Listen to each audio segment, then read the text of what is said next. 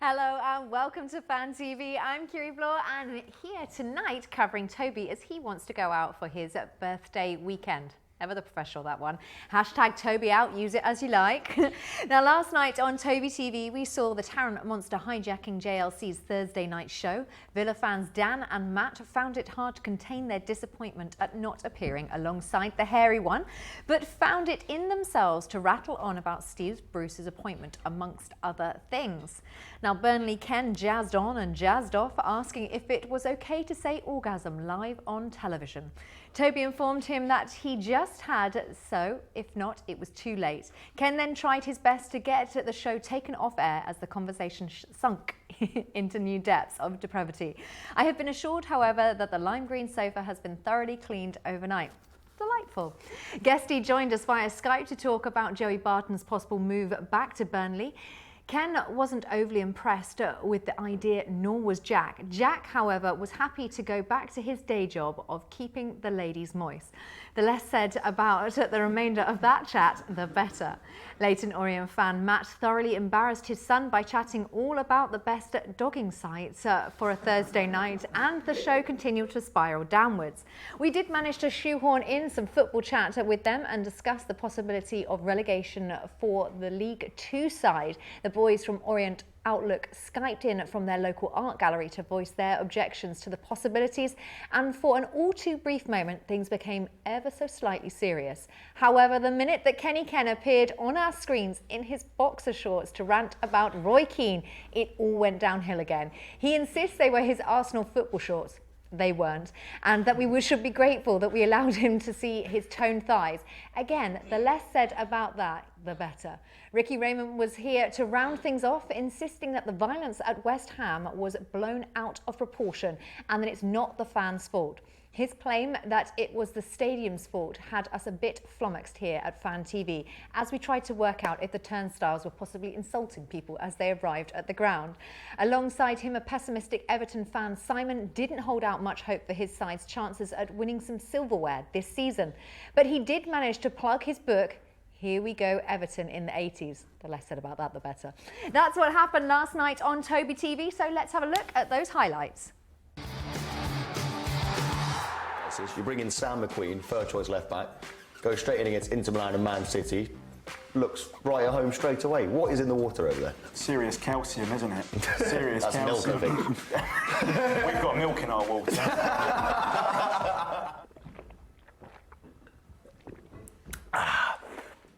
Sorry, some of that Southampton water. It's good stuff. Oh, that's good stuff, that. I recommend it. What a show. I drank that way too quickly. What sort of reaction you're expecting Steve Bruce to get at the weekend?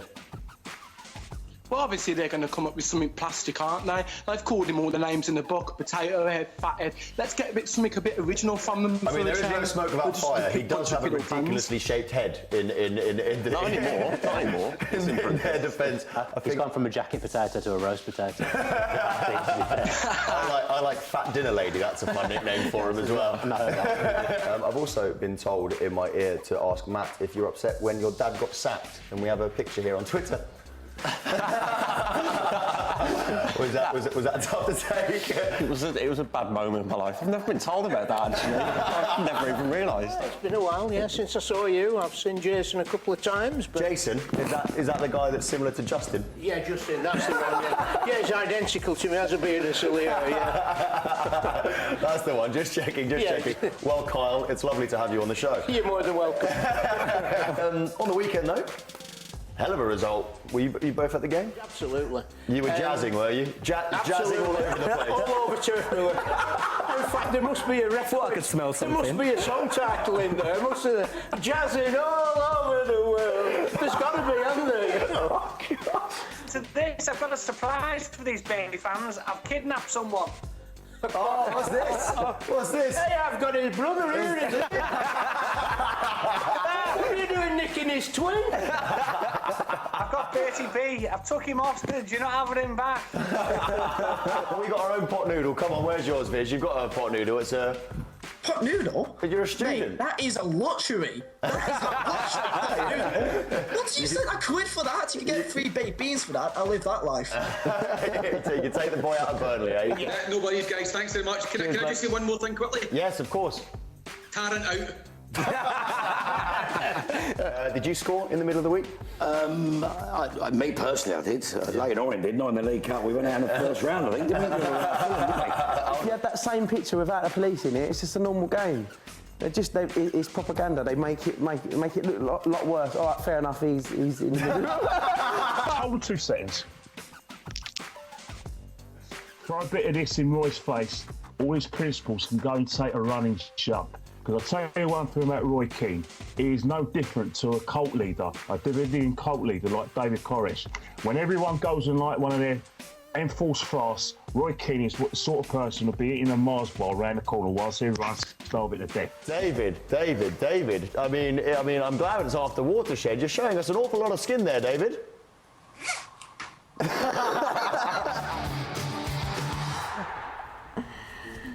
Well, I wonder if Kenny's going to start his own cult with those legs out. Now, today is apparently National Plush Toy Animal Lovers and National Chocolate Day.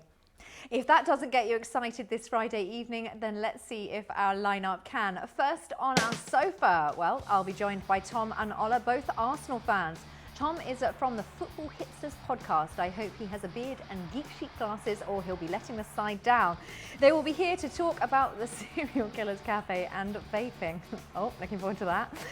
Eagles fan Dom and James are here to hopefully explain the recent change of form for Crystal Palace and if it can be rectified tomorrow against Liverpool. This team has more ups and downs than the grand old Duke of York. United London seem to get more press than we do. Tonight, Mark North, the chairman of the side, will be with me to preview their game tomorrow against Kit Gum Boys in the Fenton Cup. That's really easy to say. Alex, the Liverpool fan, and Sam, who supports Arsenal, will end the show with their teams both on 20 points. I'm sure they will be looking to take top spot from Manchester City this weekend. So, who's more confident? That will be the question.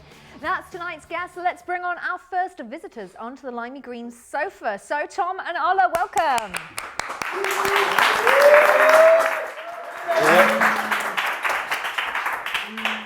Hi, guys. That was more exciting than the Arsenal fans on Tuesday, wasn't it? How are you doing? Yeah, I'm all right, thank you. Thanks for having us back. Good. I like the fact that you brought your hat but didn't wear it. Mum's taught you well. Good, good. You got to behave on telly, don't you? I know what's happening with this. So tell us about the Hipster podcast. Did you just loosely use hipster? No, honestly, you should see the other men on that podcast. They are hairy men. Very hairy. Right.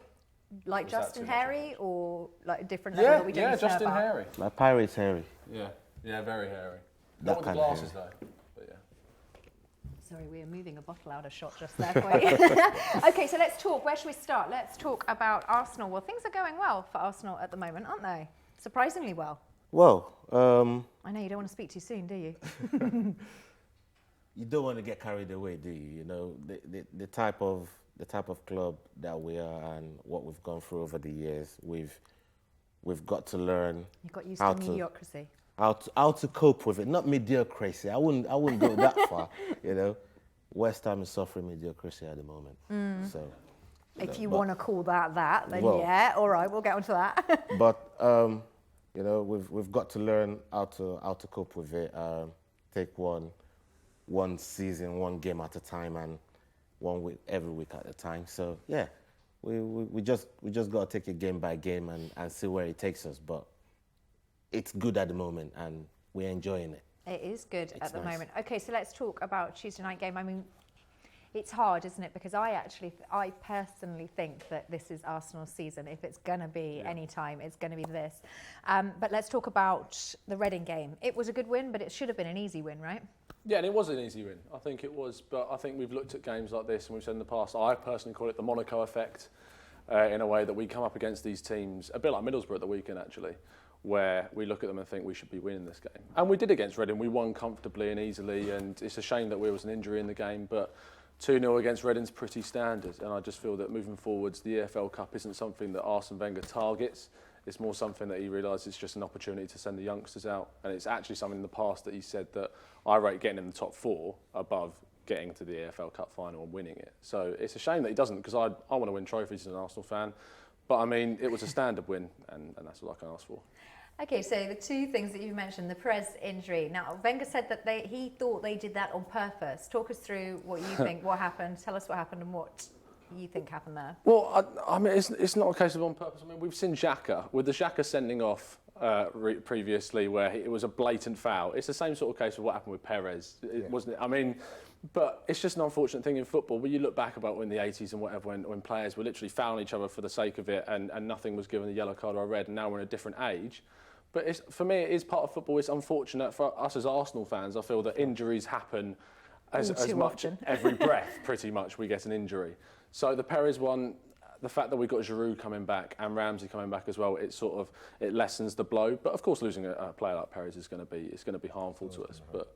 But I mean, I'm fine with it, seeing as we've got back, and the depth this year is much deeper than we've seen before. It is, and bringing those youngsters, which we'll talk about in just a moment.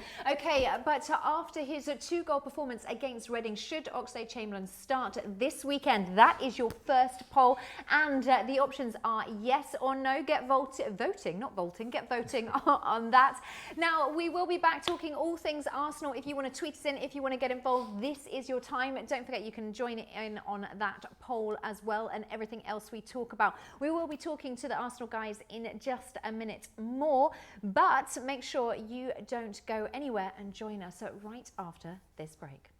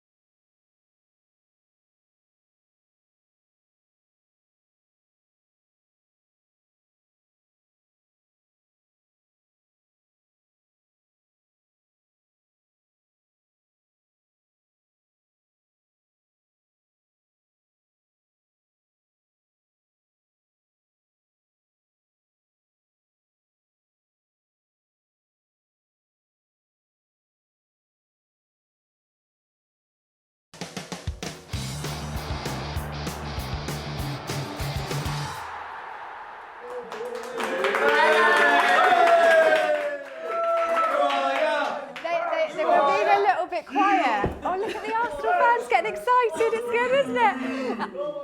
Is that the Arsenal fans again? No, it's for cheeky fans over there.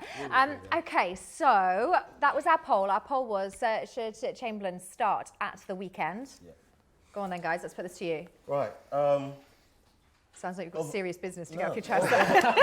over the last maybe six sort of games, I'm talking from Nottingham Forest, playing against Basel, playing against Ludogorets, also on the weekend, I mean midweek when he played against Reading. I think he's made quite a case for himself. You know, looking at Alex Iwobi on the left-hand side, even though he's got a lot of creativity, his decision making is top notch. You look at his end product, and you start thinking, okay, maybe the end product in combination with protecting the fullback, which is Monreal, playing behind him, you know, it's kind of suspect at the moment. And I like it will be a lot, don't get me wrong. You know, it's a young player, and right now we still got to give him time to develop and not give him, you know, all this hype and pressure that Marcus Rashford has got at Manchester United at the moment. You know, he's only young and he's got loads of room to improve. But we've had Oxlade at the club now going 5 years, and I think it's about time that he needs to bring something to the table and start producing for the club. And if there's any year to do it, this is the year. This is his year, you know, because he was speaking on Sky maybe a couple of weeks ago or so, Goals on Sunday, if I'm correct, about, you know, thinking about his future and stuff like that. So, you know, if he really wants the next contract with the Arsenal, this is the year that he's actually got to earn it, because I think he let the club down, let Arsene Wenger down last year. It's a bit of a Walcott scenario as well, isn't yes, it? It's a now or never. Like that, you know, and Walcott's doing it, you know. So I don't see why Oxlade shouldn't step up to the mark and start contributing, because we need goals all over the pitch. We can't just depend on one player for the service and the goals that we need to make a challenge this season, because all we ask for as fans is to challenge for the Premier League, you know, because we know that the Premier League is not given. Nobody has God-given rights to win it. Maybe unless you're United fans, you might think they have got no right at the moment. Let's be honest. So, you know, but at the moment, we all we want to do is challenge, and we ask that every single player pitch in and get us to the conversation right in the latter part of the season, where we'll be in the conversation of challenging for the title. I think Walcott's an interesting one, because Walcott, I think, has got his place in the team now. Chamberlain hasn't, and I'm not sure he's going to get enough time to perform like he wants to. So do you think that he's going to look for other options next season if he doesn't potentially get as much sort of starting? Yeah. Well, I wouldn't blame him. I mean, as speaking completely selfishly and in a way, not as an Arsenal fan, looking at him as a player. As a player, you want to be playing football, and he's not been getting his time that some may think he should be getting at Arsenal. But in fairness, his deliveries have been what I take my criticism with, is that he doesn't put the right balls into the box often. His corners have been overhit, his cross has been overhit or underhit. But recently in games like we saw against Reading, where he got a brace, and even against Middlesbrough when he came on, he was sparky, he was energetic, and I just felt that if he can get playing and get some minutes and actually put some form together, he can be a top player. Even for England, I mean, we've seen it. I mean, the goal he scored against Brazil a few years ago was a fantastic goal, and it just showed the quality the guy has. But he hasn't put that on the pitch for a consistent basis. And with Theo Walcott playing how he is, Alex Iwobi coming in and playing as a sort of player that Hector Bellerin comes in, now Alex Iwobi comes in, and you're looking as Oxlade-Chamberlain thinking, these youngsters who are younger than me are coming in and doing a better job than I did when I came in. And yet I'm not getting minutes. And that should be an invigorative form of play to get you playing better. And it just hasn't been for him. And only recently it's just sort of clicked where he's realised I need to put my foot down. They're going to lose this or not. Okay, we've had a Twitter comment come in about this. So let's get that on the screen so we can see what people are saying. Goals equal confidence, need to be allowed to carry on with the momentum he's got going.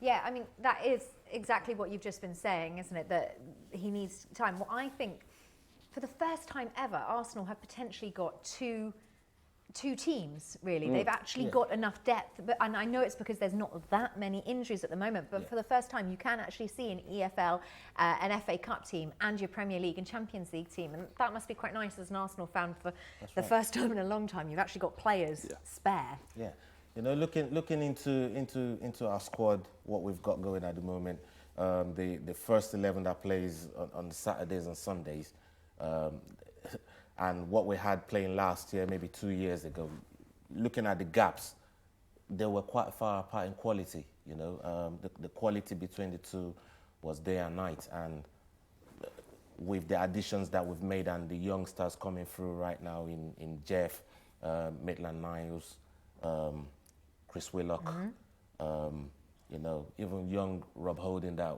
we've brought in the summer. Everything is looking nice. With all the other senior players that we've got there. If you look at people like Gibbs, Gabriel, Jenkinson that's played in the Premier League, and Damian Martinez, I look at that back four, maybe back five, and they've cost maybe the best part of £10 million.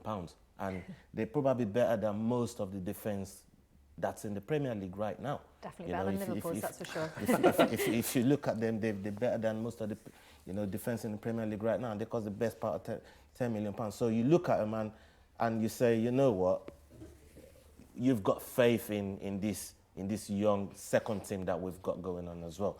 And Giroud cannot even get into the first team at the moment as well. It's crazy, but we love it. You know, it's competition right through the squad. It's good times. Okay, so tell me a little bit about this podcast then. Everyone wants to know about how hipstery you are. What goes on this podcast? The Hipster podcast basically spawned from an Arsenal podcast. Are you serious? You film it in that serial killer cafe? No. Oh, okay. Sorry, because I was going to say you need to get off my sofa right now if that's the case. That cafe is not acceptable unless they're giving us free cereal. No, but it spawned from a group of Arsenal fans who love European football.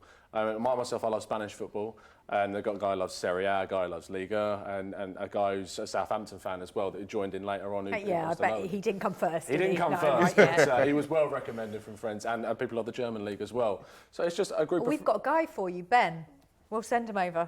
I'd love to have a chat. But I mean, it's just a great group of lads who love talking about football that just isn't Arsenal, just is all English football and all across the continent. And I think that we do a good job in covering. I hope we do. Our listeners seem to enjoy it. You're giving yourself a gold star? Yeah, of course. I'm not going to say we're rubbish, are we? So, I think we're pretty good. So, especially that Tom bloke, he's pretty good on it. But, well, now we're going down this road of self-promotion. I mean, you're probably going to write a book later, but where can we find you? Yeah, the handle's at the FH podcast and at the Football Hipsters on YouTube. I mean, see what you did, FH pod, got you. Right, yeah, okay. You see these abbreviations just roll off the tongue. Okay, so tell me a little bit quickly about European football. What's the most exciting thing that's going on in Serie A? Okay, so I mean, Serie A is interesting at the moment because AC Milan just beat Juventus and then they went and lost to Genoa at the weekend, which is an incredible result to see that turnaround. And me being a Spanish fan, I know this is going to cause controversy, but I actually think La Liga is better than the Premier League. Oh, really? Why? Reasons why? Well, I mean, you look at the weekend this weekend just gone. Atletico Madrid started the league, top of the league. But the attendance is rubbish. Yeah, but I don't care. I'm watching it. Atletico Madrid start the weekend top of the league, and after the weekend's finished, they're now fifth. Okay. And that's the case. It's a massive change. People go and say that the lower teams are easy for Barcelona and that. Barcelona just beat Manchester City 4-0. And yet they're losing to Celta Vigo 4-3. So you can explain how the quality's lessened. It's just these teams are hyper clubs, Barcelona, Real Madrid, Atletico Madrid. Is there a hyper club in the Premier League? I don't think so. I think that if Barcelona and Real Madrid are in the Premier League, they beat the likes of Sunderland, Burnley, Hull 5-6-0 as well. Yeah, they would. So there's been lots of talk. I'm not sure it's necessarily applicable, but there's this Atlantic League that's been talked about, which is for Iceland and Denmark and all that malarkey, including Scottish football. If you like this so much, do you think that's something that should happen? No, in short, because I don't care about Scottish football. No, just in a way that I think that you should stick to your country and be proud of your league in a way that the Scottish fans should be proud that they've got a league, not so much that Celtic dominate it so much, but now that Rangers are back in the top league, and you've got the likes of Aberdeen that can push, Graham Hunter will thank me for that. But I think there are leagues like Iceland, they have their own league, and you see how the Icelandic team themselves have spawned, in a way, a much better team from the Euros, and eventually they would have come from their home leagues, and I'm sure that as players they're proud of that. So I think that you should stay patriotic to your home country and keep those leagues. Interesting. Ola? Well, you know, I love the Premier League, and there's no, you know, you look at the Premier League compared to all these other leagues around Europe. Yeah, Italian league, they probably got the most defensive league in the whole of Europe. But you got to look at what we do over here, and I don't think any game in the Premier League is a gimme. In the Spanish league, you got the top teams aren't good enough. You got you say that, but you know, for 90 minutes, even all the top managers that come into this league, they don't give up. The top managers coming to the league is insane at the moment. It's it certainly incredible. shows how And desirable. That shows what our league is saying at the moment. Does it show what our league's saying, or does it say what money is saying? Well, both, because there's a lot of interest and there's a lot of attraction to all the top players wants to come to our league. We can't prize out the very best ones because of these contract clauses in the club. And I think we will soon. We spent We spent over $1 billion in this summer transfer window. No league in Europe or the world is doing that at the moment, you know. And we're on the brink of doing something great with honing in all the best managers, all the best players into the Premier League. Money definitely talks. Okay, now we will pick back up on this, but in a change to Toby's game, Kim or Kim, that's right, Toby, you're out. We have now made a new game, Vlad or Vlad. See what we did there?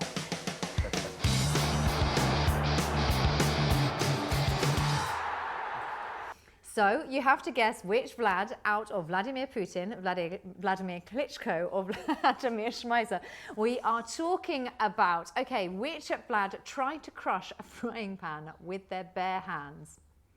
Yeah, you see, that's a tricky one because you can imagine all three doing that, couldn't you?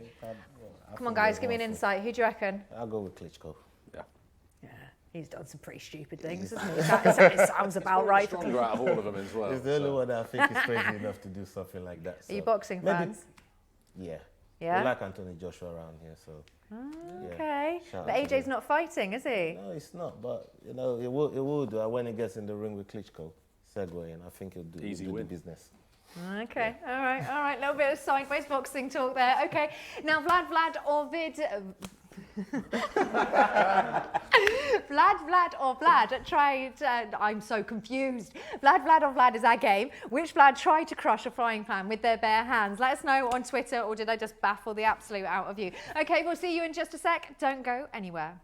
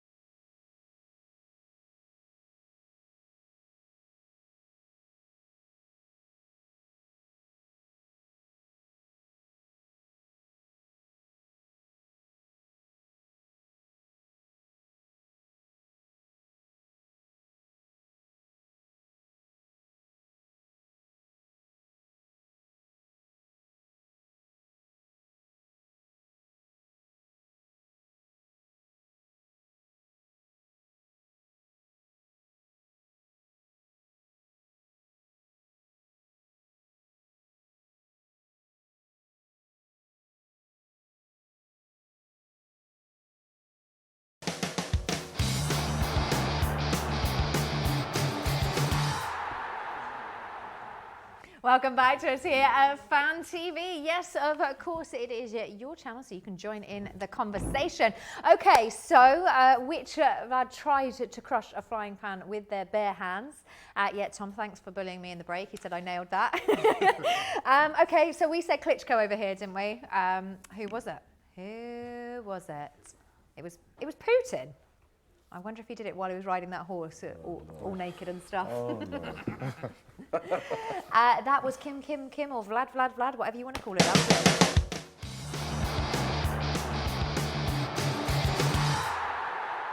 I think I'm nailing that game. It's going real smooth, isn't it? Yeah, you're working it. Yeah. It will get better.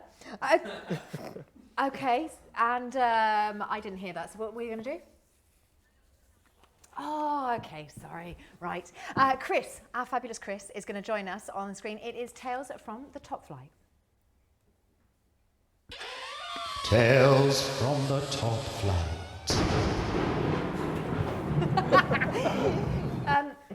That kind of sounds kind of spooky. Chris, you look kind of freaky in that thing. And how come he's got his own little graphic and none of us do? Kiri, I'm really sorry. I can barely hear a word of what you're saying. It's all right. None of it's any good at the moment. Don't worry, my love.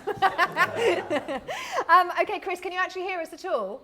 Yes, I can now, yeah. Okay. All right, well, Tales from the Top Flight. This is my first time with you, Chris. Oh, it gets exciting. So where shall we start? Well, let's start with Everton versus West Ham. Crowd trouble on the weekend, of course, for crowd trouble in the week for West Ham. What do you think is going to happen against Everton?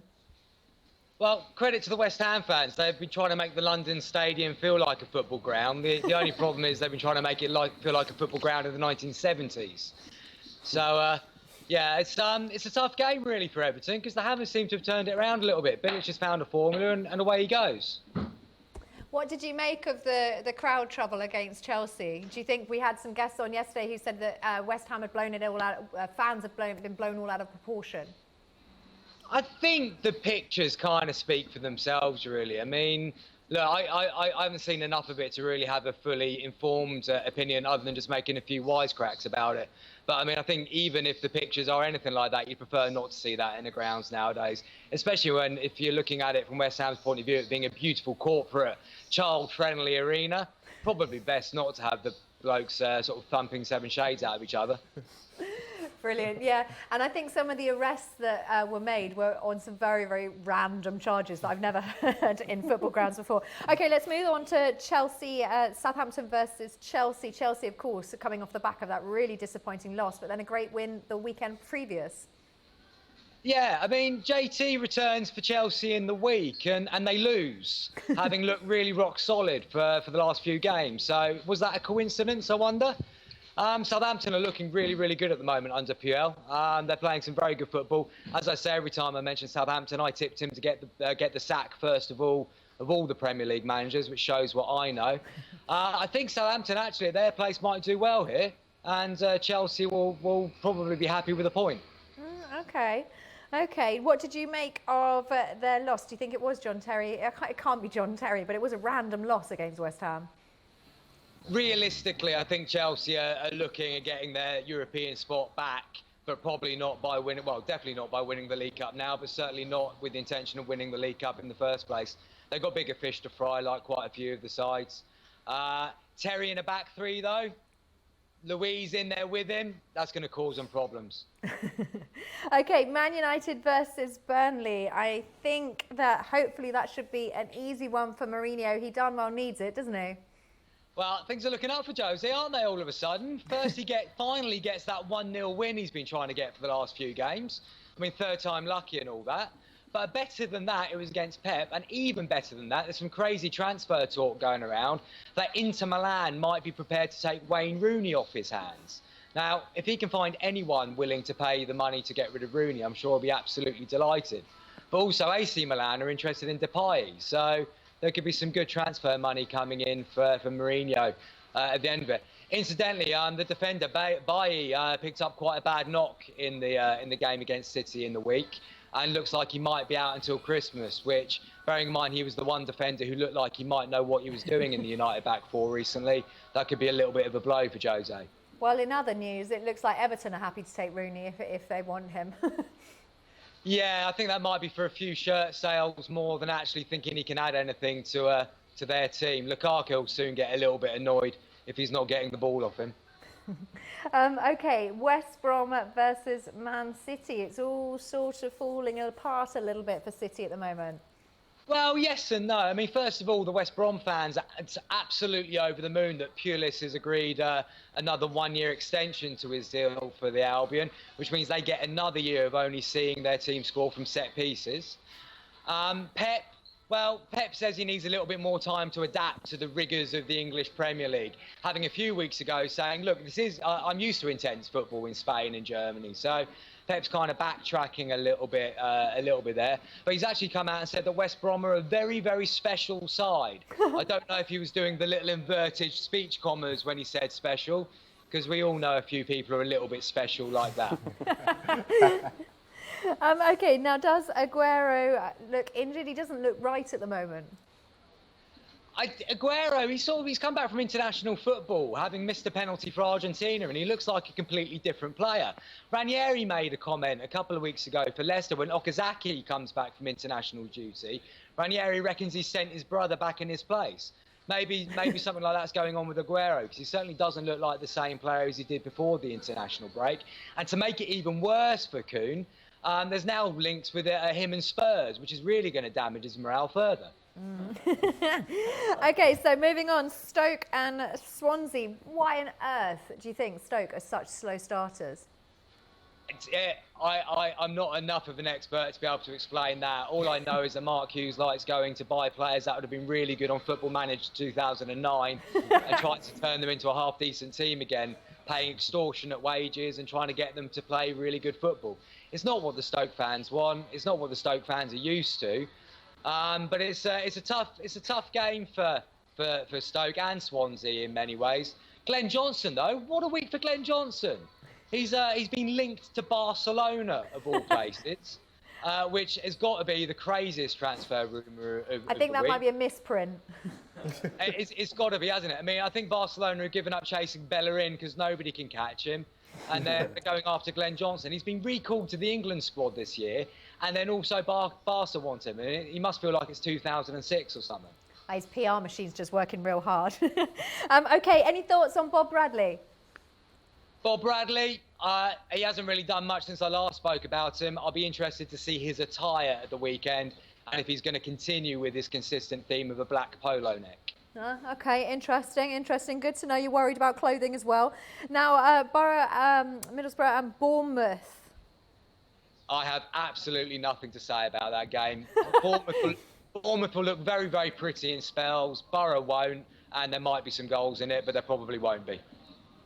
Okay, and we've got some Arsenal fans on the sofa. So, Arsenal-Sunderland. Well, to be honest, I've got more to say about Sunderland than Arsenal in this one, because the FA have charged David Moyes with misconduct, and I'm presuming that's misconduct of a football club. Life's so good for Sunderland at the moment. They couldn't even get home after the Southampton game because it was too foggy to take off. I mean, they're from Sunderland. They must be used to that. Newcastle have actually won a Premier League game more recently than Sunderland, which is a lovely thing for the Sunderland fans to be thinking about. But you can't really look much further than Arsenal for this one, though it is the kind of game that traditionally they might struggle with. Arsenal seems to think that or between 82 and 86 points will be enough for them to win the title this year.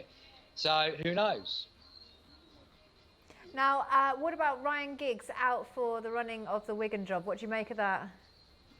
Sorry, Kiri, say that again. Ryan Giggs for the Wigan job. What do you make of that? Ha! Brilliant. Yeah, Giggs. I'm so glad you brought him up. He was in the Mirror today saying how he would beat Jurgen Klopp's gegenpressing given half a chance. Yeah, he I don't know if he was drinking actually again. talking to himself in the mirror or it was the newspaper.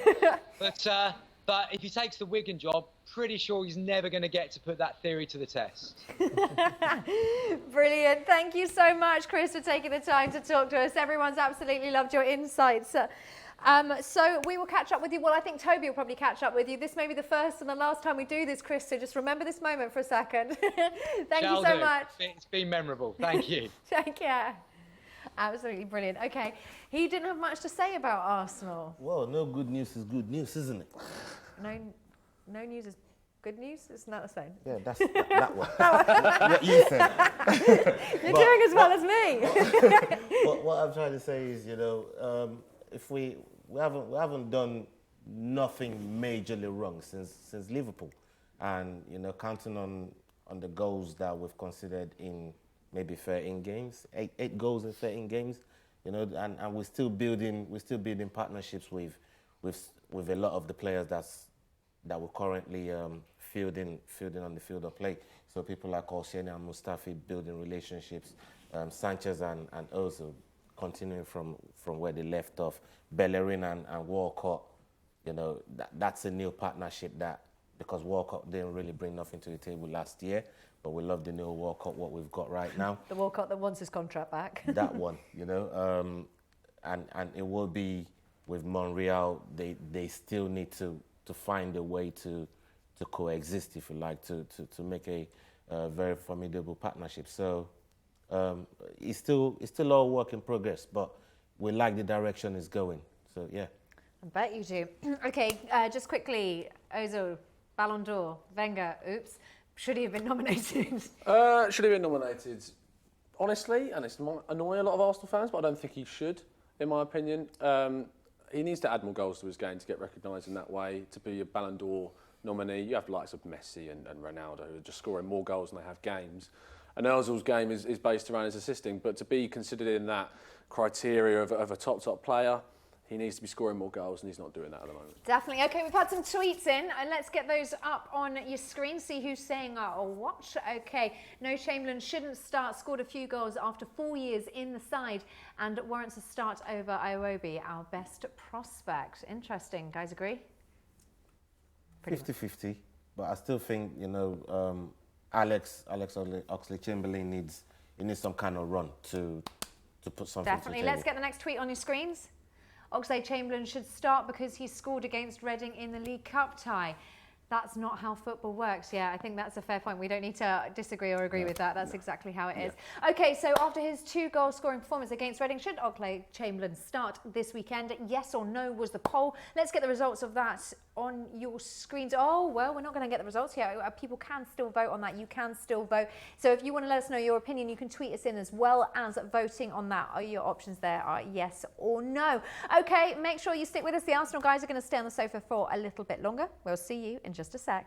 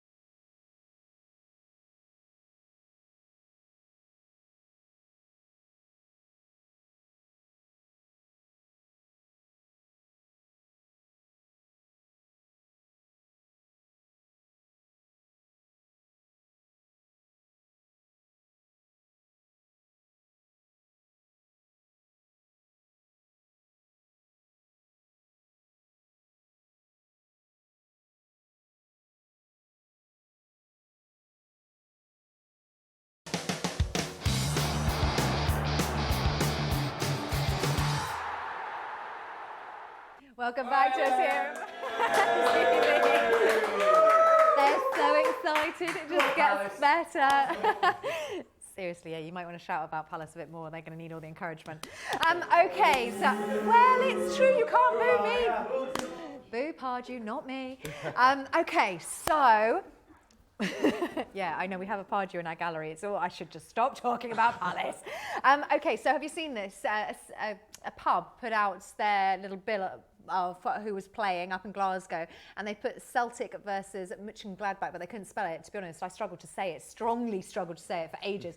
So they crossed it out and put a German team, and now the team have made all the merchandise out of it. It's freaking brilliant, It is isn't it? brilliant. I mean, it's an achievement to say the name, Borussia Mönchengladbach. I mean, that is... Yeah, but you just said it to show Well, off, I'm a football didn't you? hipster, so I would know. But no, it's one of the boys actually on the podcast is a Gladbach fan, so he will give me sticks for that. But, John Welsh? Yeah, John Welsh, yeah, top man. Are you going to order a scarf? Buy him a scarf for I Christmas. might buy him a scarf for Christmas. See, Yeah. look at Yeah. this, solving Christmas dilemmas. We're here to help, here to help. Okay, so back to the Ballon d'Or. So we didn't think that Ozil maybe should have. No. But there's some really freaking interesting names on there, let's be honest. It's a hard one, because I think if he was ever going to get nominated, it was Vardy's time to get nominated. But is he the type of person you want to see nominated for the Ballon d'Or? It's a tough one. I'll let you go. Well, I mean, Vard, he's not, I was going to say likeable character then, but is that the right term? No, I think you're talking about his wife. Oh.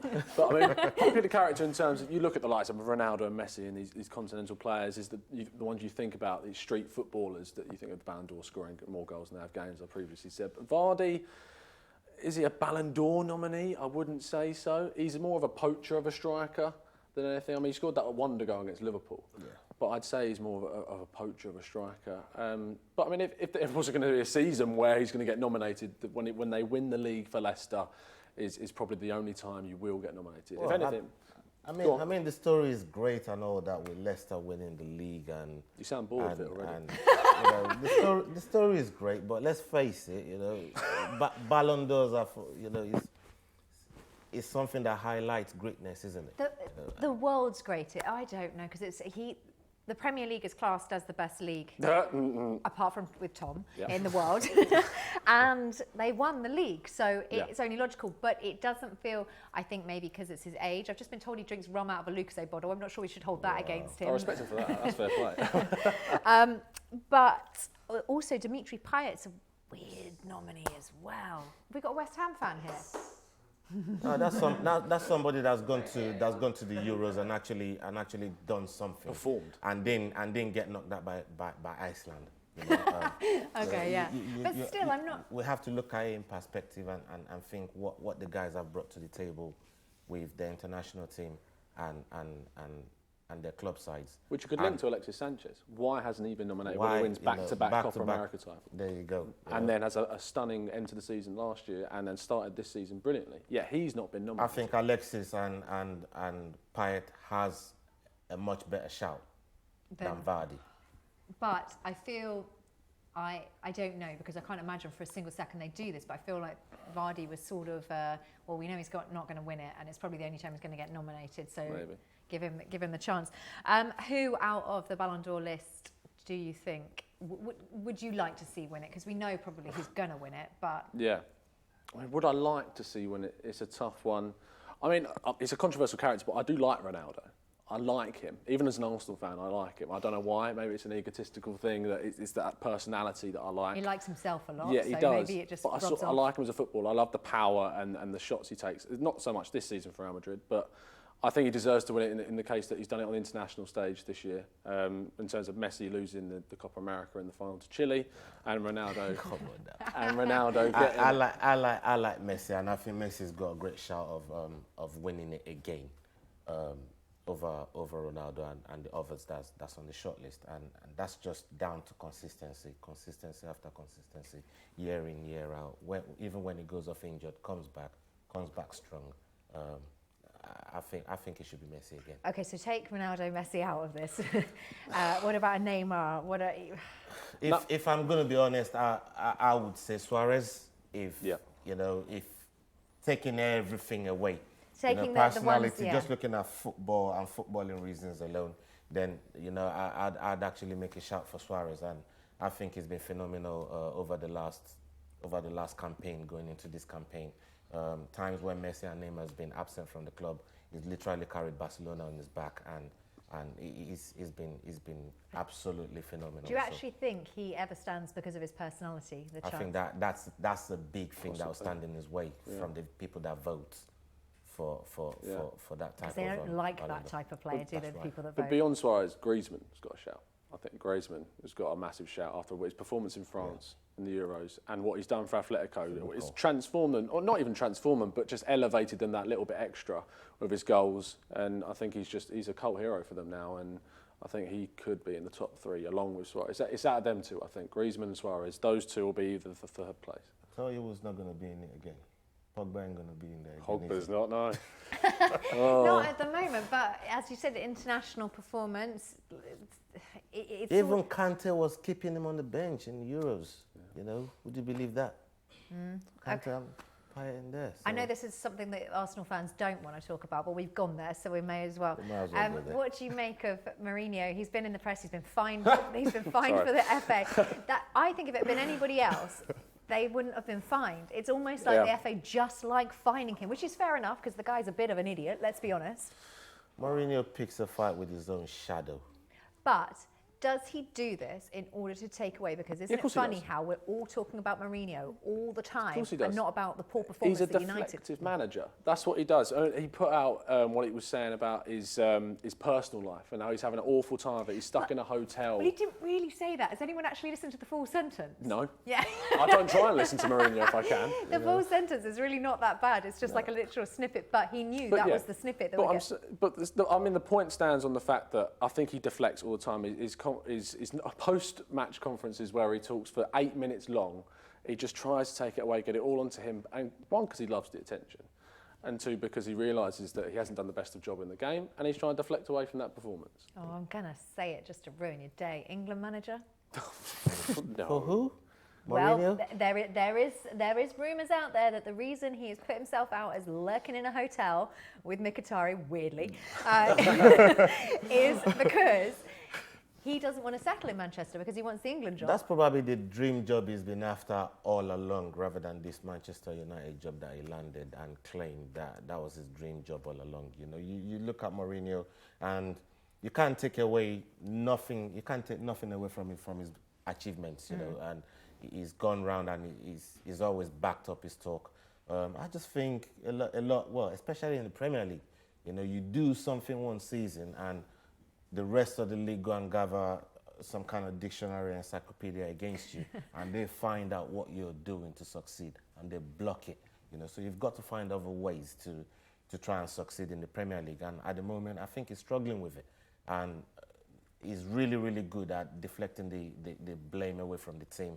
And let's hope, well, let's see if he succeeds. Such a different manager to Wenger, actually. But actually, before we talk about Wenger in his press conference, because he doesn't believe there's any problems with hooliganism, if I can say that, let's have a look at the tweets, because you seem to have riled some people with your La Liga chat. So 100% agree on La Liga being better than our Premier League. Proof is in the UCL. Tom, you've got a...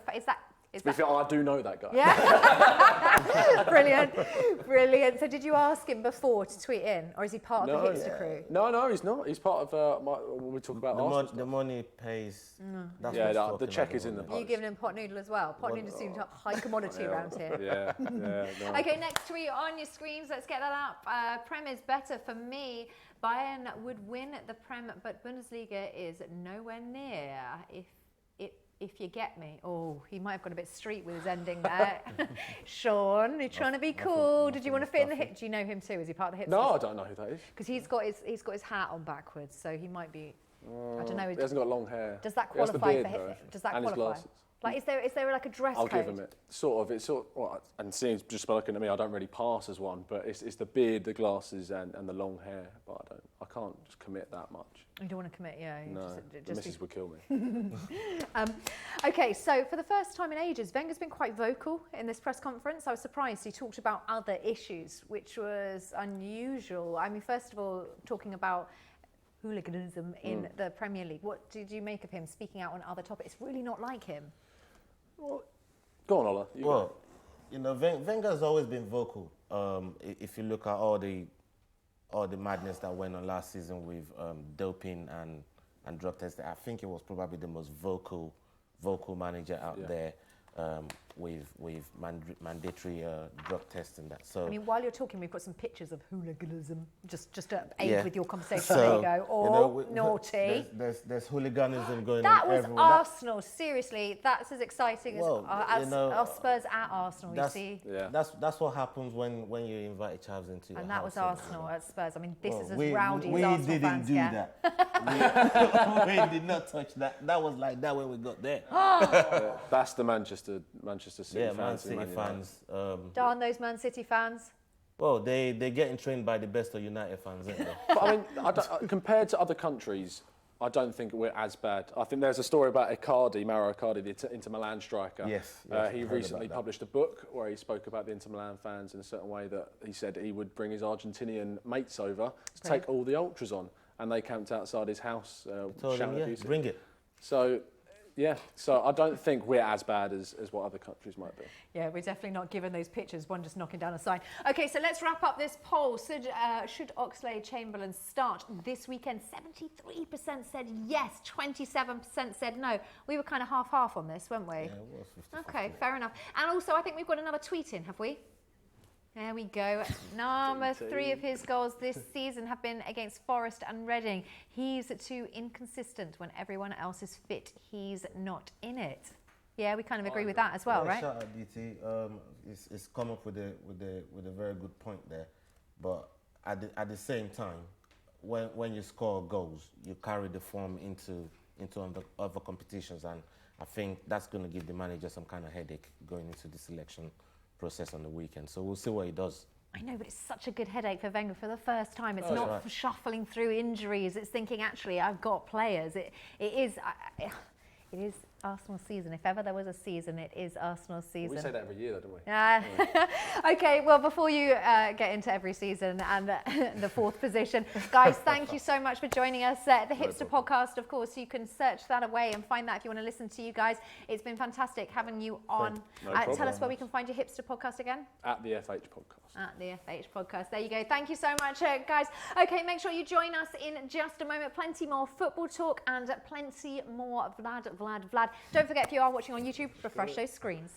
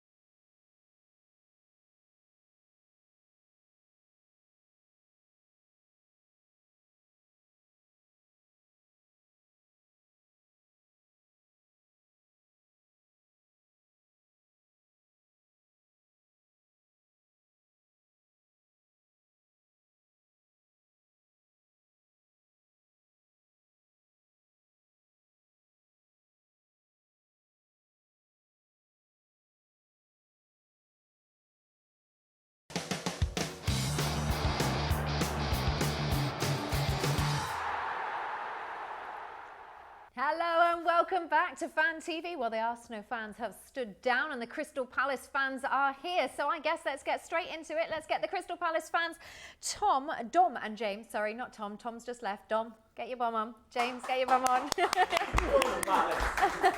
Which way round, Tom? Dom. I'm glad you got it right the second time. Yeah. It's all right. Tom's already terrorised me about being rubbish. We'll just carry on with this. Okay, now we have poll 2. So we'll get poll 2 up and running in just a second. Should safe standing be reintroduced in English football stadiums? Yes or no? That is poll 2. It's open now. You can vote now. Yes or no is the answer you can choose from. So guys, before we get into Palace talk, let's talk about safe standing. Do you think yes or no? It's crazy, but it's not really. Like at Palace, where I sit these days, I haven't sat at a game for about 4 years now. But that's against the rules. It is against the law. Hopefully the police won't storm my house at 4 o'clock tomorrow morning. They're all busy in West Ham at the moment, don't worry. I was there as well, actually, in the Were week. you? So okay, I we'll was. talk about that in a sec.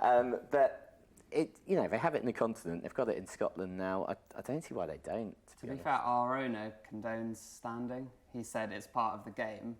I don't see why we're not allowed it, and actively lets people stand in the home stand where we've got the ultras.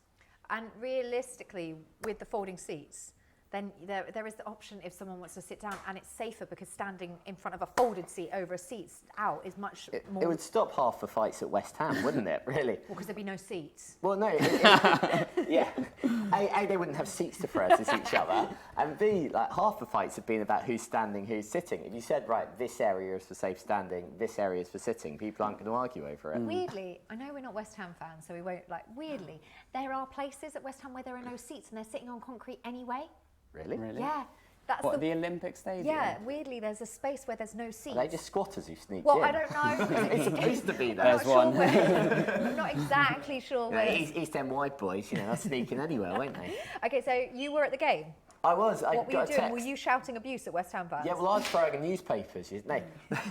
I got a text at about 4 o'clock on Wednesday. Just a mate had some free tickets. Okay. So I was up. And it was quite effective. I actually thought the lower tier was not a bad atmosphere. Wait, so West Ham fans, this is what they've got the issue with. The stadium's bigger, and now all the non-fans are coming. Exactly. That's half of what... Well, to be honest, the lower tier seemed like it was quite a good atmosphere. You're within the same borough of the pitch. And then it's probably 30,000 who went to Upton Park. The upper tier was people like me, who just kind of got a free ticket and didn't really care. And there's everyone, guy next to me had a nice prawn sandwich, It was have a cappuccino, yeah. I think in Premiership games there's so much football tourism. I couldn't believe when we actually got into the Premiership and it was something like Crystal Palace against West Brom, and there were actually touts outside Thornton Heath train station. I mean, before I'd have to pay my mates to go with me if my dad couldn't go, and now suddenly people are trying to sell me tickets. And the half and half scarves, they genuinely say that Crystal Palace Hull City half and half scarves. They're amazing. Has anyone actually ever bought a half and half scarf? I've never seen anyone wearing it. He has. I've bought like 5. You should be ashamed of yourself. Which ones have you bought? So when we played Palace Villa Hull, and the Palace Bournemouth. Whenever it's been a big occasion, so when we were kind of mid-table championship. You just said, whenever it's a big occasion, I was saying, Palace Villa. That was huge. Well, I'd never seen us really play a big team before. But yeah, like Palace Man U in when was it? The one we won. Final of the Carling Cup when we won. I bought that. Darren Ambrose scored from just outside the Manchester Ring Road. It was exactly. Right, what other we've got to talk about this now. You're so embarrassed to have a mate like this, aren't you? Yeah, frankly. He gets so much abuse. I get so much abuse. I like the way you're just like, We threatened to revoke his season ticket, but there aren't enough actual fans to go around the Palace, so we had to give it back, Amazing. We've so digressed. Okay, what other half and half scarves have you got? All sorts. Well, I it's actually... so embarrassing that he says all sorts. I've got one, actually. What? I bought it to annoy my mate. So one of our Palace mates is Russian. So I went to the England-Russia game in the Euros. Yeah. So I bought him the scarf to annoy him. Fair but enough. he's refused to take it. So now So you're it's stuck sat with at it. my house. So I do technically own a half and half scarf now, Brilliant. unfortunately. I tried to buy one. I went to Inter Milan, Southampton on Thursday. But that's all right, because you're not really... Yeah, it's... True. Yeah, but they all were right. sold out. I couldn't get one. I was livid. To be fair, if we played at the San Siro against Inter Milan, Exactly. even I would buy one. That's all right. I'm giving you that one. Where are you storing these? Have you got a little storage unit? Are you on Storage Wars? You're going to... I've got a little drawer of them. Special. I think. special? When I was at uni, they were all kind of hung up. What on else my is in this wall. drawer, or do we just not need to know? No, I think that's better kept secret. The abuse you're getting in my ear is actually ridiculous. I cannot repeat any of it. Talking of football memorabilia, I'm really upset. What? My book's gone off your cabinet. It's because it was literally rubbish. No. That may as be, but it was his copy. That was the other thing in his drawer. Have you written a book? I've written a book. How many other fans do we have to get on this blooming sofa that have written a book? What was your book about? My book was about Palace, surprisingly enough. Yeah, but what did it say? It you said, could fill up I a like whole Crystal book. Palace. A lot. Mate, What book was it? It was called The Palace Addiction. It's gone. It was Dom's copy I gave away. Hang on, You know. stop moaning. You Oh, there it is. I nearly swore that you can write this many pages about Palace. I know. After the controversial and fallout of the Bristol game, the small away following were eagerly awaiting the chance to get back into action. They were.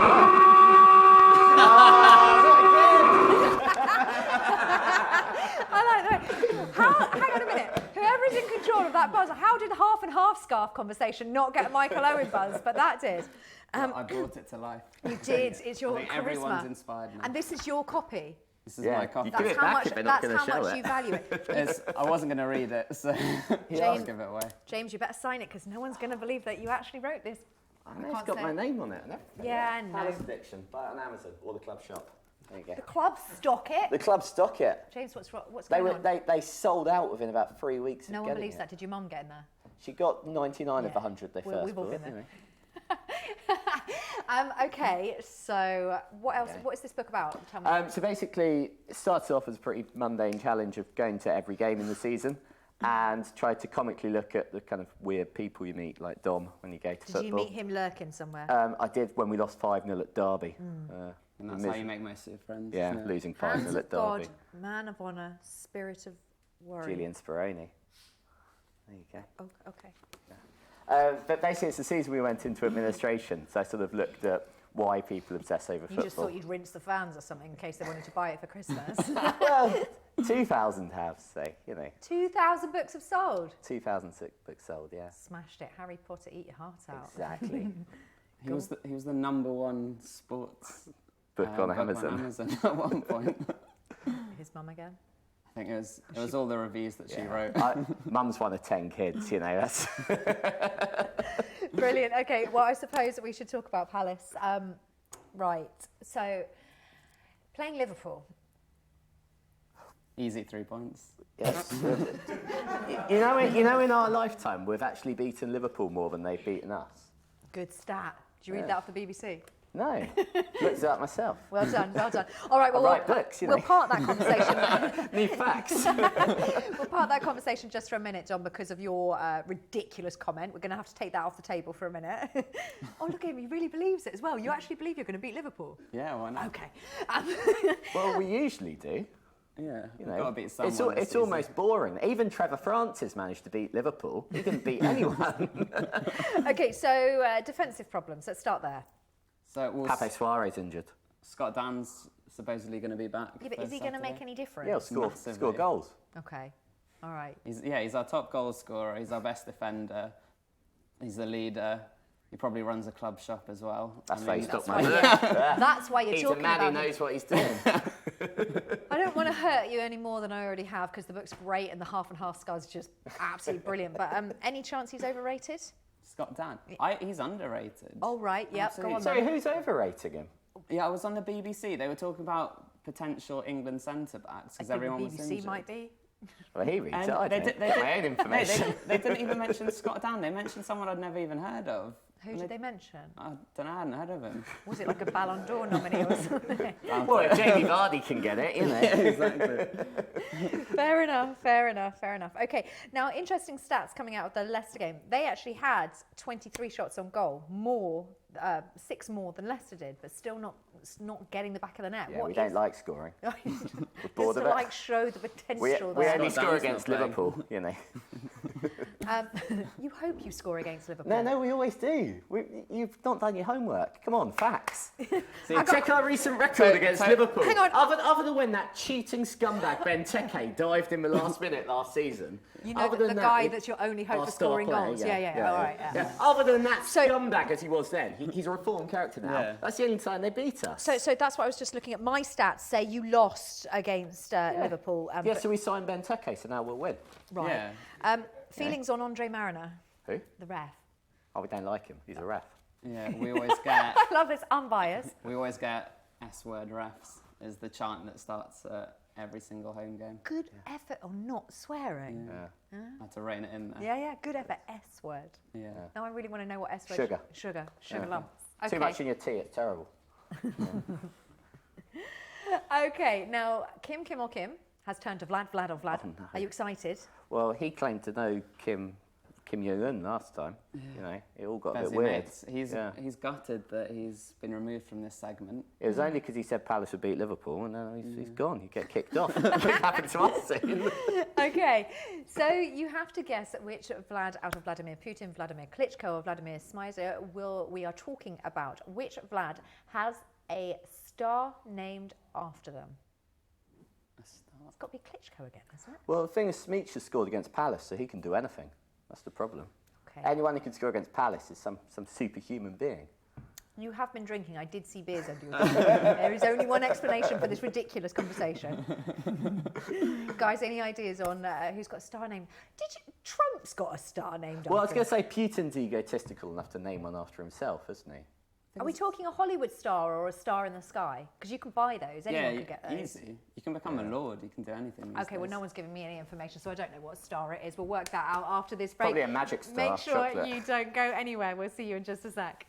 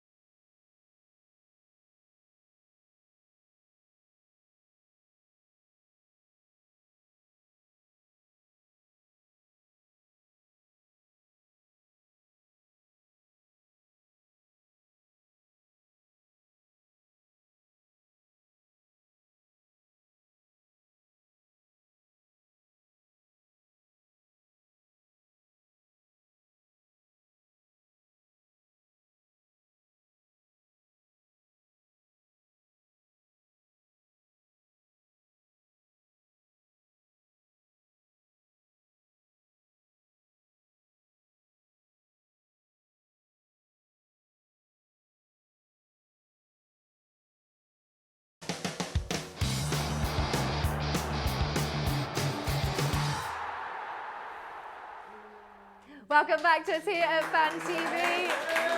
Oh, it's the Arsenal fans cheering again. You can tell, can't you?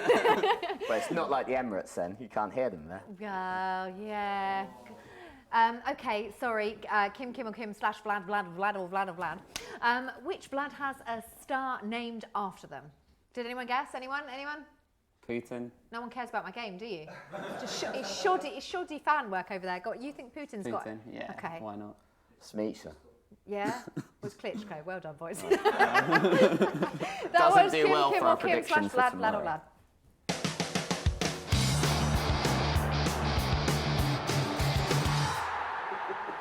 Oh, you know that game of marry something? Kiss, marry, avoid. Yeah. Who would you with those? What, Kim? with Dom? Oh, right. No, you can't do all of them with Dom. I'd marry Putin. We'd be a power couple. Avoid Smeets because he scored against Palace. Exactly. Seriously, you wouldn't avoid Kardashian? No. Oh, I thought you meant the Vlads. Oh, you can do the Vlads. It's all right. Oh, Go no. on. Go on, Get him on. Putin. Putin, you're marrying. Yeah, Yeah. power couple. Yeah. Yeah, avoid Smeets. Yeah. And- Klitschko, what would you do with him? We don't know. A lot of Be stuff. scared. You do a lot of stuff with Klitschko. Yeah. And you have half and half scarves. Do you want to talk more? To a Ask me questions. psychiatrist. I'm an open book, unlike that remains closed for most of the year. And then just suddenly. Oh, right. Actually, I think we should put this back up, Brilliant. to be honest. All I right, think all right. star position, where we go. Get rid of David Beckham. Yeah, there we go. all right. Hope it's there next time I'm on, if we're ever allowed back. But, you know. Yeah, if you're ever allowed back, that is. Okay, now, interestingly enough, and not surprisingly enough, because you got terrorised in the break by our Arsenal fans, Dom, we've had some reaction to your half and half scarves. Need you even ask? Come on now. Yeah, fair enough. Good use of a big nay. Yeah, Dom, it's not just us. It's not just us that disagree with the half and half. Okay, so playing Liverpool, yes, you seem to think you're going to win. Benteke scored against you, but you've got him on your side now, but he doesn't seem to be doing as well as he was when he first started with you. It's been sort of a bit shaky ground. Talk us through what you... Put it on his head and he'll score. Well, you hope, but he's generally been finding the bar quite a lot. Yeah. Yeah, He's saving them for Liverpool, isn't he? It's just what we do. We just mess up. Honestly, I live around the world. I went to the World Cup. The only reason Crystal Palace are known as the team that messed up Liverpool. That's all we're known for. That 3-3 just brought us to worldwide fame. That's it. That's it. That's Not all in the we're good for. 1990s. Wasn't there a bit of a... 4-3, super out. Yeah, you know, and then see? lost 9-0. But that was before. Yeah. That's what made the 4-3 That's so what special. That's what started our hex on that club. You know. Okay, well, to add fuel to the fire, we have a Liverpool supporter who's just going to pop up on our screens here. Hello. Evening, you okay, chaps? How you doing, Peter? Right. Yeah, I'm very well, thank you. Okay, do you think Benteke is going to have a point to prove this time round? Yeah, most definitely. He struggled last season at Liverpool, didn't he? And didn't get as much game time as he wanted. And obviously, it's his one-on-one chances that he struggled with at Liverpool, and hopefully he'll do the same again tomorrow evening. But yeah, he's a big lad. He's got pace. He's strong, and he'll cause our defence problems, no doubt about it. But fingers crossed, the guy Matip, who we've signed, will keep him in his back pocket like he has done with a few of the other strikers this season. Let's be honest. Your defence is struggling against anyone, let alone Benteke. What's going on there? There's a few different things going on. Obviously, Karius is a new goalkeeper, and Lovren and Matip are a new parent, and James Milner is a new left back, if you like. He's come in as a centre midfield player, but he's doing a job on the left hand side of the defence for Jurgen Klopp, and he's doing very well at the moment. But I think he's a slight doubt for the game tomorrow. So if that's the case, Alberto Moreno's going to come in, who's not the best defensively. He's okay going forward, but defensively he's not as strong as James Milner is. Everything you've mentioned there sounds like a bit of a nightmare. I'm feeling a bit better about tomorrow now. Well, to be honest, the pairing of Matip and Lovren has looked solid the past few games. Obviously, they kept Big Zlatan at bay, didn't he? So that's a big plus point for them. And He's no going Benteke. forward into the next few games, I can see them. I can see them holding it together and keeping a few clean sheets. You must be relieved that there's no Gale or Balassi tomorrow. Yeah, well, I spoke to the guys on the Eagles Speak podcast this week because obviously. Oh yeah, I work for them. oh, nice one. Yeah, All I right, do the, guys, let's cocktail- love here. Yeah, I do the cocktail podcast. Look, timely it fell down.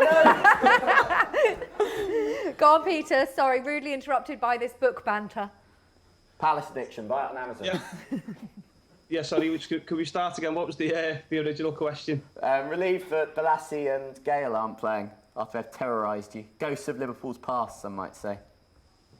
Yeah, it was one thing that we mentioned about Dwight Gale, that obviously he went to Newcastle, and for me, he would have been ideal to keep hold of Crystal Palace. He's a good player to bring off the bench.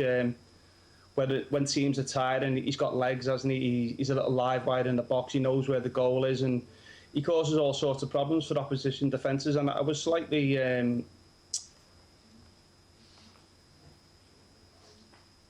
Sorry? Shocked? Were you stunned to silence? He was stunned to silence. Oh, bless Peter. I don't think we were talking. You know what? No, it was I probably thought that I'd dreaded lost thought it. of that I was, book. Just when he went to Newcastle, I was surprised that he dropped down into the Championship. I thought he might have stayed with the Premiership team. And obviously, Yannick Bolasie's joined Everton, and the Evertonians that I speak to, and the odd one that is, they seem to have. Odd as in few, or just they're odd? Sorry, say again. Odd as in there's not many, or odd as in just peculiar? okay, Yeah, Peter. bit of Score both, really. prediction for the game. What do you think? Yeah, I think it'll be a tight game.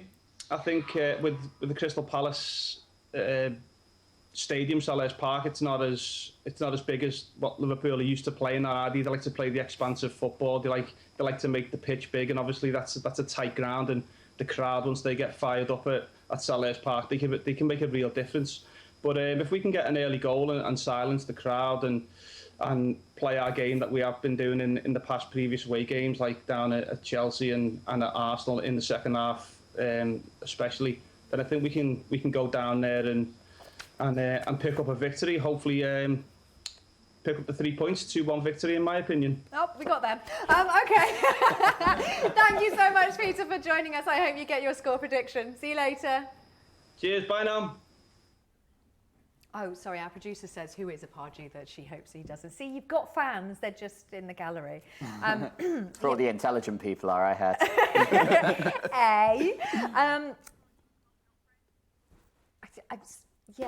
I don't know where to go after Peter. He's kind of stunned me to silence as well. So Klopp said that Benteke is better suited at Palace. So But I think the thing that amazed me when I saw his goals at Liverpool, I think he only got one header, which... Has he got anything else in there, though? Yeah, I mean, hopefully. Well, what PT said was he said that... Did you call him PT? Have you just made him your busy we're mate? best mates. Okay. Well, we're both Eagles beak writers, you know. So he mentioned that his one-on-ones weren't very good, and actually he had a one-on-one against Leicester, went for a lob, and it basically came about chest height to Kasper Schmeichel. So that is something he's lacking, but he's scored about 4 headers for us so far. 6, I think, isn't it? I think it's 3. So 3. Oh, look at us, we're just throwing around random numbers. We'll throw numbers at your fight. But the thing with at Liverpool, he scored some outrageous goals, but I just don't think they didn't supply him with enough of crosses. Whereas at Palace, hopefully, with his confidence up, he'll start to score with his feet as well. I mean, the goal he scored against United for Liverpool was outrageous, a bicycle kick. Yeah. Anyway. But has he still got... I'm not sure. He's rusty, isn't he? It's going to take a while. That hat-trick he scored for Belgium, and he scored that goal after 8 seconds. Against Gibraltar. That's 0 rust. 0 rust. Yeah, Gibraltar didn't know what had hit it. Their defence wasn't a rock, it's fair to say. Hey, look at you. That's why he's the writer. He can link in Gibraltar and the Rock. I see what you did there, blimey. Right, Pardew and Klopp, not friends. Let's have a look at what Pardew gets up to when Klopp's around. Oh, talk to the hand, Kloppy. Yeah, come back when he's winning, without Benteke cheating. But he doesn't cheat anymore. Right. Yeah, it got a bit confusing when we signed him. Because that was the only way Liverpool could beat us. So that's why we took him off them. I see. Really? Yeah, well, in recent years, the only way they've beaten us. Let's have a look, because we may as well use these pictures. That's Hey. That was a shame, wasn't it? Well, yeah, I can see that you're obviously, very saddened by the little... Yeah, I think the best bit of that was the tweet that came out just after, which was Gerrard obviously kissed the camera after they beat Man City, thinking they're going to win the league. And when they were filming it, Gerrard came and pushed it away. It's the best relationship breakup between Steven Gerrard and the Sky camera ever. Those pictures also look a bit weird. One of them having a little cuddle from behind, but anyway, Toure looks so jealous, doesn't he? Whoa, get your hands off him. Okay, so obviously there's no love lost between Pardew and Klopp. Is that what you like to see, your manager getting a little bit? I reckon they probably respect it. They're both kind of arrogant and act like a bit of a prick, don't they? Both. I think we need to apologise for the P word that was just used there. We do apologise, and we also apologise to our producer, who's strongly related to him. Oh, yeah. Well, in terms of Pardew, he's our one, you know. We like him. There we go. Okay, so 4-2-3-1 formation. Right formation for Palace, that's the formation that We've played it for a while. I think it suits us. Although it was great when we had two really good wingers. Now we've got Zaha and Townsend, who's a bit dross, really. Bit what? Dross. That's all right to say, isn't it? Yeah. Terrible. Bad. I just wondered what that word meant. Hipsters, they could have told me. They could have translated. Where does dross come from? I've never heard that. I've panicked, and that's his first name, isn't it? Andros. Oh, I see what you did. Mate, you should write a bit. I know. That Teach me. is the worst thing that I think we've ever heard. What do you think? You're not a fan of Andros? He's all right. He's just half the player Balassi was. But he paid half the price, so... We haven't really warmed to him yet. He hasn't... Okay, well, you need to start warming to him because he's kind of like a half-brother to me, so you need to get onto that. Yeah, is always. he? Yeah. Oh, no. We've just insulted pass everyone. We're not leaving this studio out alive. How to make you feel absolutely awkward in 2 seconds. Okay, well... Brilliant. Let's talk about the book because that was real good. That was great conversation. Okay, so should safe standing be reintroduced into English football stadiums? Yes or no? We agree here that it should be, but do you agree? Yes or no is our poll. You need to get voting. Tweet us in. Tweet us in your experience as well. Have you been abroad and have you experienced safer standing and you think it's better? Let us know. We'd love to hear from you. Okay, now we'll be talking to the world's most insulting Palace fans in just a little bit more. Speak to you in just a second.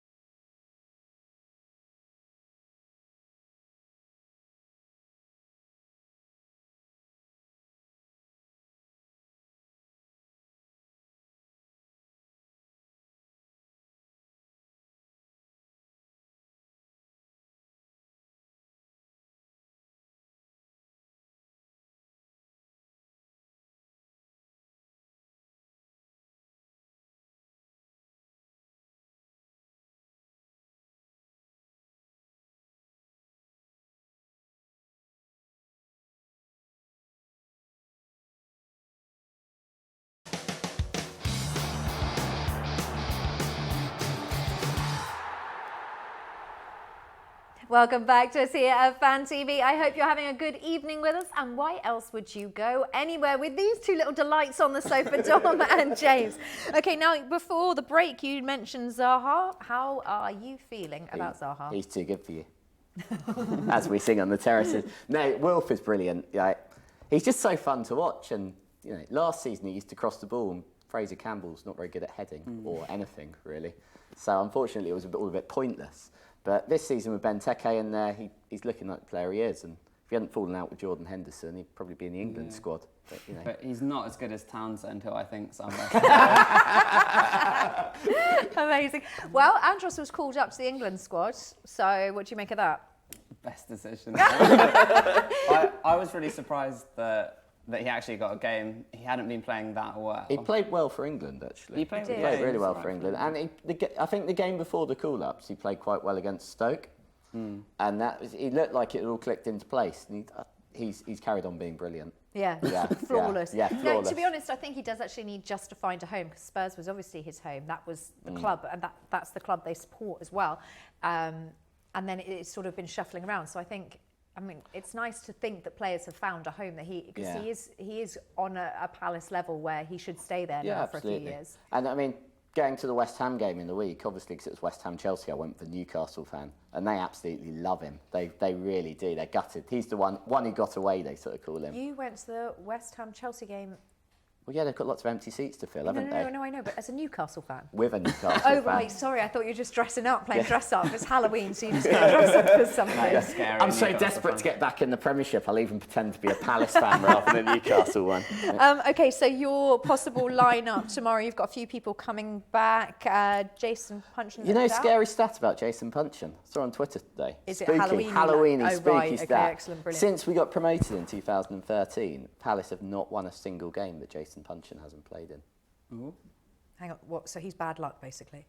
No, or is it the other he's way? Good luck. Yeah, good luck. Yeah. Yeah, we haven't won a game when he hasn't played. Okay. So you've won all the games that he's played in? Well, no, we're not that good. We don't win very often. He plays a lot of games. It's only Liverpool we beat. So I've just read, because you keep bigging it up, so I was thinking, are you doing better than you are? Which you're not. You're 4 points off the drop zone. Don't tell me there's been only 4 games, because there's not. Okay, but we're 4 points off Europe probably too. No. So early season, we're close. Oh, I see what you did there. It's kind of glass half full, Yeah. glass making it up as you go along. Exactly.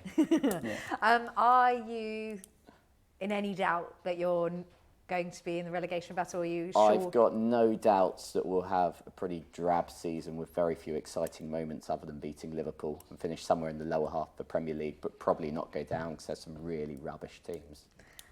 We've got some You really... mean Sunderland and Stoke? Yeah, and Burnley probably. Burnley? Hull. You're tarring Burnley with the brush already? Yeah, I think so. They weren't good enough 2 years ago and they've lost players. So They had a good team back then as well. Yeah. But what I was going to say not is that good. They we've got some relegated. really tough games. In the space of a week, in a few weeks' time, we've got Man U, Man City and Chelsea within the space of 7 days. I think after that, we'll see where we stand. In the space of 7 days? Yeah. Ooh, that's you lot done, isn't it? Well, we'll see. We could win all 3 and we're back in Europe. The thing I've sort of learned from watching Palace in the last 3 years is we've been nowhere near relegation, yet we've been utterly appalling in 3 halves of the 3 seasons. Last year, we were quite comfortably staying up, and we went like 1 win in 20 games or something. You have to be really, really rubbish to get relegated from the Premier League, and we've only been rubbish. Not really rubbish. Yeah, but Palace, why? We ask that every week. You just have this roller coaster, don't you, where you are a genius team with great signings 1 week, and then the next week you're just losing games on a run that you really shouldn't be losing. Keeps it entertaining, doesn't it? Is that, yeah, it's just... Who wants to be like Stoke City? We'll just keep losing. You think it's mid-table. You value the wins way more when they've come after 5 losses. I mean, you look at the Arsenal fans, they'll win 10 games, they'll be complaining, they lose, and then suddenly it's Wenger out. I like the way Tom sits forward menacingly. Yeah. You put that in We're your not book. scared of him. I've burnt all bridges. Has anyone got any relatives in the studio who play professional football? So we like insulting them. Okay, so... Does anyone know Zeki Fryer's cousin? No? Oh, okay. Go on, be free. Well, he's just rubbish, really. Selhurst Park is one of notoriously difficult places to go for teams, isn't it? Yeah, Palace, mainly. Home record's awful. But that's one thing you've got going for you, that the atmosphere can make it... It doesn't seem to help in the past year and a half. Listen, I'm trying to think of positive things. We're Come on, boys. We're absolutely terrible at home. Yeah. We have fun.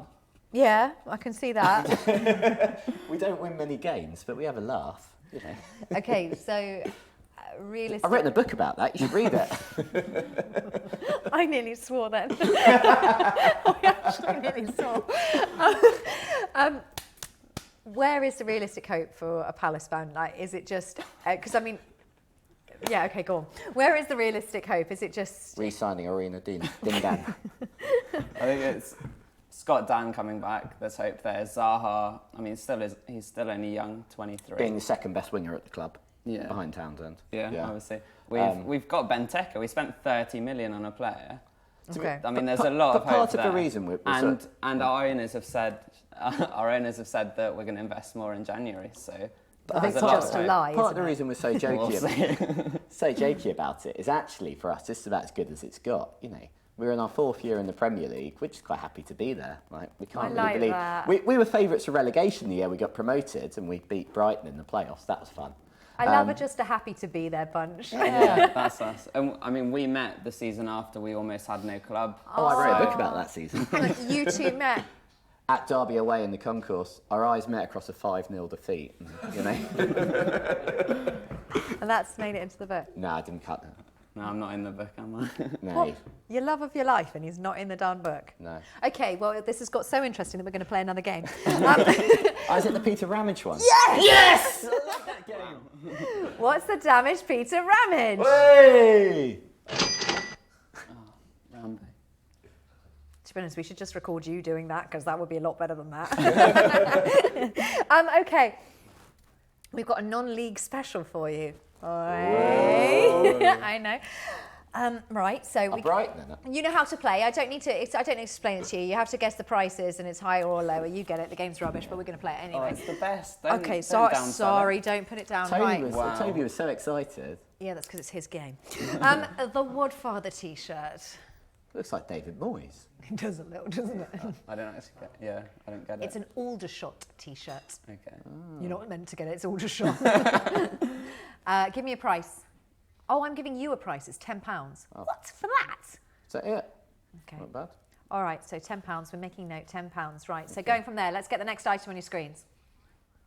Is this higher or lower? Something to shout about. It's the history of Forest Green Rovers FC. You're not the only fool that's written a book about a boring club.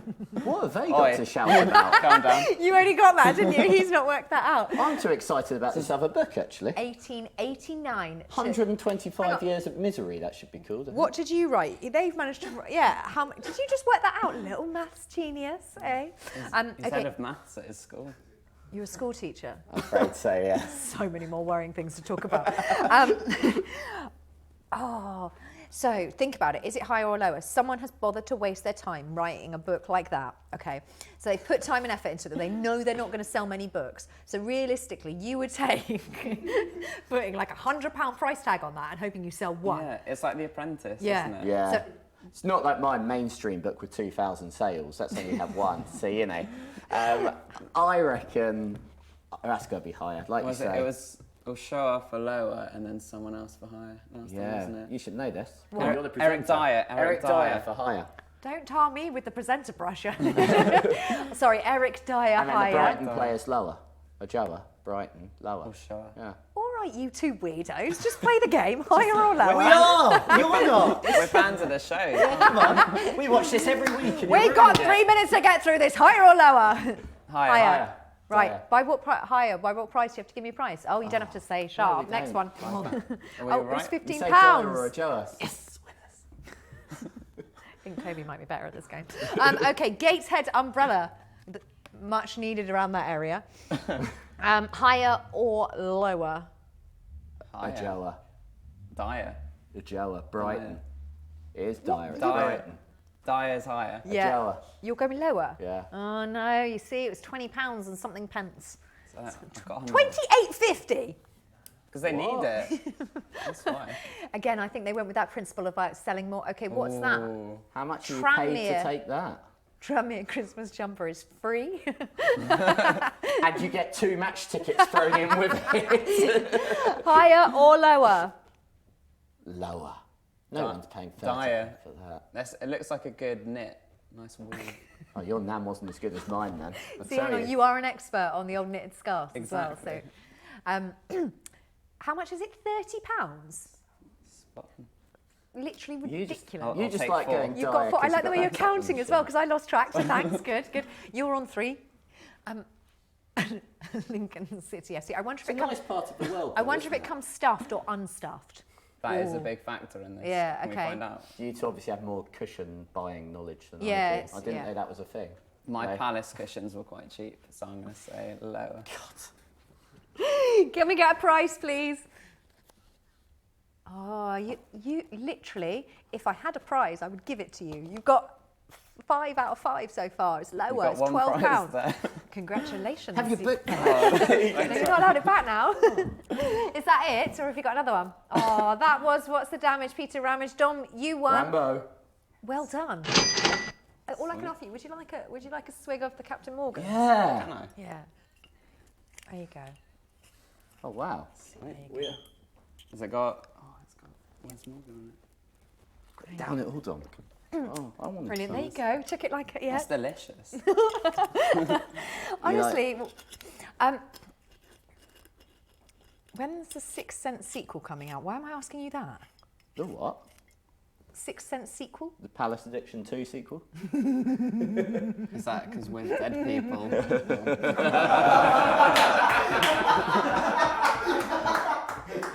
Sweet, I've never been... Oh, bless you. I've never been told I look like anyone, so this is a great moment in my life. You've just been told you look like a 10-year-old boy. No, the one on the left looks older. I wondered why I was asking you that. There was dead silence in the gallery, so they've been planning this for a while now. Brilliant. Okay.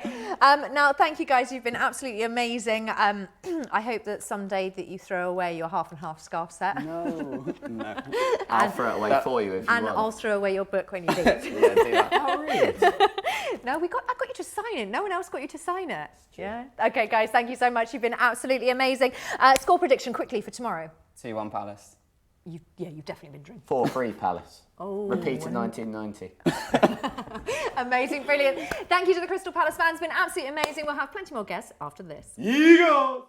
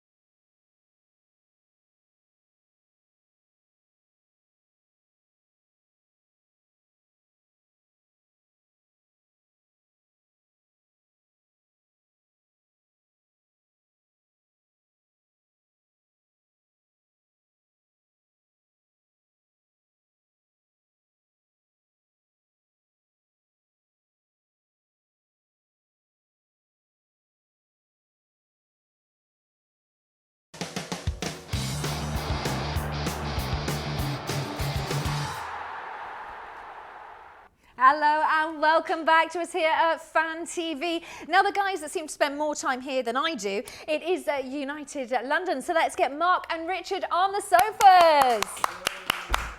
Well, seriously, what did you do to that lot? Because they're not cheering for you. No, yeah, we've upset them. Which way round? Mark, Richard. Nice to meet you. Nice to meet you. Right. Okay, now before we start talking too much in depth about United London, let's get Stephen on our Skype call because he's going to talk all about non-league. How are you doing, Stephen? I'm very well. Are you okay? Yeah, we're all good here, thank you. Okay, so big competitions for the club this weekend. Talk us through Corby Town and Stafford Rangers. Yeah, that's an FA Trophy game. There's some big games coming up. Corby, new boss, and a big club, but are struggling. They are 23rd in the league out of 24 teams, so they need a win. They need to get back on to winning tracks, definitely. There's no doubt about that. And Stafford Rangers, they're doing okay. They're about 18th in the league, but Corby desperate for a win for their new boss. Okay, now, Gary Mills, I'm just reading here, was sacked by Wrexham, so is he the man for the job? Well, he struggled with Wrexham. I mean, they lost against Stamford in the Cup. As a FA Cup was a big shock, a massive shock, but he wasn't manager then, he was sacked before. So, well, they're hoping so. He's high profile, he's got a pedigree, so he could be the man. We just have to wait and see, I guess, with poor old Corby Town. Okay, so this is the first round qualifying, so it's the biggest matches. So Kettering Town and Market Drayton Town, middle table outfits there. Yeah, both sides not really sparkling in the league, but a good cup run, it can change things all around you, so you never know. Kettering, again, good pedigree, a former league club, have done well in the past, but of late, just getting back on their heels, and probably we're looking for a win there, a home win, I would say, for Kettering. Now, Paul Gascoigne's done many things in his life, one of which was managing Kettering for 39 days. Yeah, I think it was only Steve Coppell, who was manager of Man City for 32 days, who beat him to that record. But yeah, that was an ill-fated spell with Paul Gascoigne. Well, and Sam Allardyce. Yeah, it was a shame because he was going to invest in the club, but that was a long time ago, and that's 11 years ago now. So I don't think he'll be coming back to Kettering, I'm afraid. Yeah, let's not hold our breath for that. Okay, so in the National League North, we see Halifax Town versus Brackley. So talk us through that game. Halifax have slipped down the leagues. They have, that's right. They were a former league club, great pedigree again, but dwelling in the National League. But at the moment, a bit of a surge for them. They're in third place in the league, and they're looking pretty good for promotion, so they'd be delighted to keep in that position and get back into professional leagues, I guess. Okay, and Brackley Town have never played in the leagues? No, never been professional leagues at all. They've always played in the non-leagues football. Again, a well-run club, could do well, but I don't think they'll beat Halifax tomorrow, though. Okay, and then we move to National League South. St Albans are playing. St Albans, yeah, they're on a great run. They're a top 7 side, managed by the former Arsenal player Ian Allenson, and they've got Mr. Merson there up front playing for them, which is Paul Merson's son, Sam Merson. He's a great little striker. He's just signed a new contract for a year and a half as well for the club, so that's good stability for them and a great player. Okay, and Truro are the highest ranked team in Cornwall. Yeah, and one of the poorest as well. They really do struggle with their finances, but they're struggling in the league. They need desperately some money, and they're the top flight club in Cornwall, the biggest club there, so they occasionally get good crowds at home. Okay, and sorry to make you jump all around. Back to the FA Trophy, we've got Leatherhead versus Chesham United. And my old mate, I didn't realise, my old mate Jimmy's there. Jimmy Bullard, yes, he's making a bit of a name for himself at Leatherhead, and we'll be calling that game live on nonleaguelive.net tomorrow from 2:55 as well. So Jimmy Bullard will be managing the team. He's not done too well. He's had 10 games in charge. He's only won 4. So he will be looking for a victory. An FA Trophy, by the way, is probably the biggest sort of cup games that they can get involved in that level of football. But Jimmy's been there since September the 17th, bringing a lot of crowds there. We'd love to see a victory. You're playing Chesham United, who have Darren Pearce in their outfit, the former Birmingham professional, still playing at 39. So that should be a great... To see those two players against each other, one on the bench and one playing, would be really marvellous. Okay, well, I'm just interested. I've spent much of my time with Jimmy. What's he like as a manager? Rocky start, to be honest. He's a motivator, there's no doubt about that. According to some of the players, he's a character like he is on TV and like you probably know him, but he probably just needs a little bit of assistance there at the club because they are in trouble. They don't want to be relegated. And hopefully, I mean, just hopefully, that he'll stick around for the long haul as well. Oh, bless him. Well, we'll see. He does get bored easy, so we'll see. Okay, so we have on our sofa United London. How far off do you think you are from these leagues? We'll shoot up to those, no problem. So yeah, we are. And realistically? Yeah. No, I mean we're doing okay. We've had 7 games, won 5, drawn 1, lost 1. So we're doing okay in the league we're in. But we want to be playing higher. But as a brand new team, you just can't start too high. So we've started in the Essex Alliance Premier, which is the highest we can go in, and then into Essex Olympian, possibly Essex Senior. So not too bad. Stephen, we've seen Brackley do it. Is it something that's possible to do? Easy run? It is. You'll find a lot of clubs now. I think I mentioned St Albans as well. They're another possible big club on the horizon. So you can achieve this. We've seen the Salfords, FC United. We've seen all these teams come up the ranks, and there's no doubt about it. If they run well, if they're professional from the start to the beginning, they can really climb these leagues. It's not impossible, but they do need that important ingredient, which is money. Yeah. Money, money, money. It talks. Okay, just interesting. You mentioned Salford. Now they've got the money. They've got the money and they're doing well. I mean, they're not too far off, the professional leagues, a couple of leagues away, and they are doing it right. They are taking their time. They're building up the squad. They're getting good managerial setup in there. And they've got some characters there, as you know, and they will get there. It's just a question of when. There's no doubt about that. They will get into the second and championship one day. I wouldn't say it's too far away. Probably at 10 to 12 years away. 10 to 12 years. Okay, we'll wait and see what we'll. Which seems a long time, doesn't it? Yeah, it does actually. It's worrying what we'll all be doing if we're all sat here in 10 to 12 years. We need to have a word with ourselves. Okay, so is there a team? Because I think it's always good to have 2 teams, isn't there? You've got your Premier League team. Is there a team that we should be watching out for in these leagues? A team that we can support, other than United London? Just us. That's it. I think you should pick teams where you live locally. That's what I always say. I mean, I like to go and see Stamford, which is about 40 miles up the road from me. It's not too local, but great little ground and great club, really well run, and having a fantastic cup run. So that's my local team at the moment anyway. Okay, and who do you think is looking like a good shout to get into the Football League? This season, Fishley Athletic are there or thereabouts. I'd love to see Wrexham do well. They're languishing game, but with the lovely ground that they've got, if you've ever been there, the old racecourse ground, that would be lovely to see Wrexham back up there. And the likes of Halifax and Albans, I'd love to see as well. There's so many good clubs in just shy of the professional leagues that could do well and got good setups.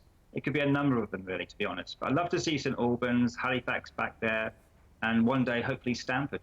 Okay, fantastic. Stephen, thank you. You are literally a wealth of knowledge. We'll see you this time. Well, I won't see you this. I might see you this time next week. I'm confused. We'll see you next week. You never know. You never know. You enjoy the show, lads. Take care, Stephen. Take care. So, I don't know how to phrase this, guys. You're not players, are you? No. Okay.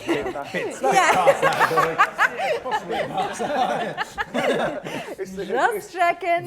Teams. Yeah. Well, no, but the Palace boys have led me down the road of. Well, there was a 30. Darren Purse was playing for there, wasn't he? He was 39, so he's got a bit of time on us. Okay. So yeah, could be. Are you trying to say you're close? Might be a little bit fitter. Yeah. Are you trying to say you're close to 39? Yes. Yeah. Okay. Yeah. All right. Okay, so I know you're on the show probably more than I am on the Fan TV sofas, but if for anybody that doesn't know, for our new viewers that have joined us, tell us a little bit about United London. You're a managerless team. Yeah, well, you could say we're managerless or multi-manager. So I see what you did. You've been drinking from their blooming cup as well. Yeah, strong beer, that stuff, from the green room. No, it's so wherever you are, you can get involved and choose our starting 11 each week. So you just log on to our website. We've got 30 real-life players. You choose your favourite 11. Real-life players. Real-life players. Real life. Because people say it's like a computer game, but in real life, sort of Football Manager, but they're real players that take the field. And Toby dismally came to manage you, I saw. He did, yeah. He done all right. Well, his outfit was smashing. Yeah, that's what, as long as he looked good, he didn't care. The rest of it was, it didn't really bother him. But no, he done really well. We won the game. There was nothing to do with him. I watched the video. Yeah. It's true, yeah. It was just... Well, he didn't pick the team, that's for sure. So, so people can go on where? United London website? Yeah. They just log onto the website. And just register. It's just put in a name, an email address, and from there you can pick a team. Okay. So a lot of players' mums. Yeah, could be. Yeah. Well, we've got we've got managers from across 5 continents. Our manager of the month of last year was a chap from Sweden. Nice. So we sent out the football that's up there that we donated earlier in the season. That's it. So it had his name on it with a club shirt and some sort of cash vouchers from Mitre as well. Very kindly donated. Oh, see what you did there? Other sponsors are available, just shamelessly plugged by United. Okay, well, we've got your team for tomorrow. So this has been picked. Let's get that up on your screens. There you go. Okay, talk us through what's going on up here. Talk us through your formation first of all. Does the manager pick your formation? So coaches pick the formation depending on, because obviously these are Saturday League players and some of them are not available. So for example, we've only got... some of them got stuck down the pub? They do try and let us know as early as possible. So we've only got, these are the only 2 central midfielders we've got available at the moment. Okay. So others are injured or just unavailable. So we have to pick formations depending on who's around. So a pretty stable team. These are the wingers are our top scorers, Jamil and Emmanuel, and Frank's got a debut there. Frank doesn't look like you want to mess with him. He's a bit of beef in the 6-yard box. You mean he fills up the hole? Yes. I love that. We actually, you can't see the bottom of this shirt, but it's sort of like a boob tube. Okay. Sorry, Frank. Well, we did see Kenny Ken's weird man shorts, so anything happens here. Like that. So it's a bit of a blue movie if you come along to this tomorrow's game. Right, excellent. But no, it's a balanced team. It's well, we're playing against a team who are finalists of a cup last year in our Essex Alliance League. So they're very physical. I think they're... Is that why you got Frank in? Did you have a little vote yourself? Well, no one's going to knock Frank over. It's like one of them Weebly things you had as a kid. I feel so sorry for this guy. I've never met him before, but we've literally destroyed him in 2 seconds. I've known Frank for years, so I can rip him. Okay, but we will pick back up on this because we're going to head to a break. But don't forget, our poll is still out there. Is that poll still out there, or have we got to do another one? We'll have the results when we come back of our safe standing poll. Yes or no, guys? Yes or no? Yes. Oh, okay, we'll pick I'll go no because I'm not sure what you're on. Okay, make sure you don't go anywhere. You can tweet us if you want to, and refresh all your streams if you're watching now. We'll see you in just a second.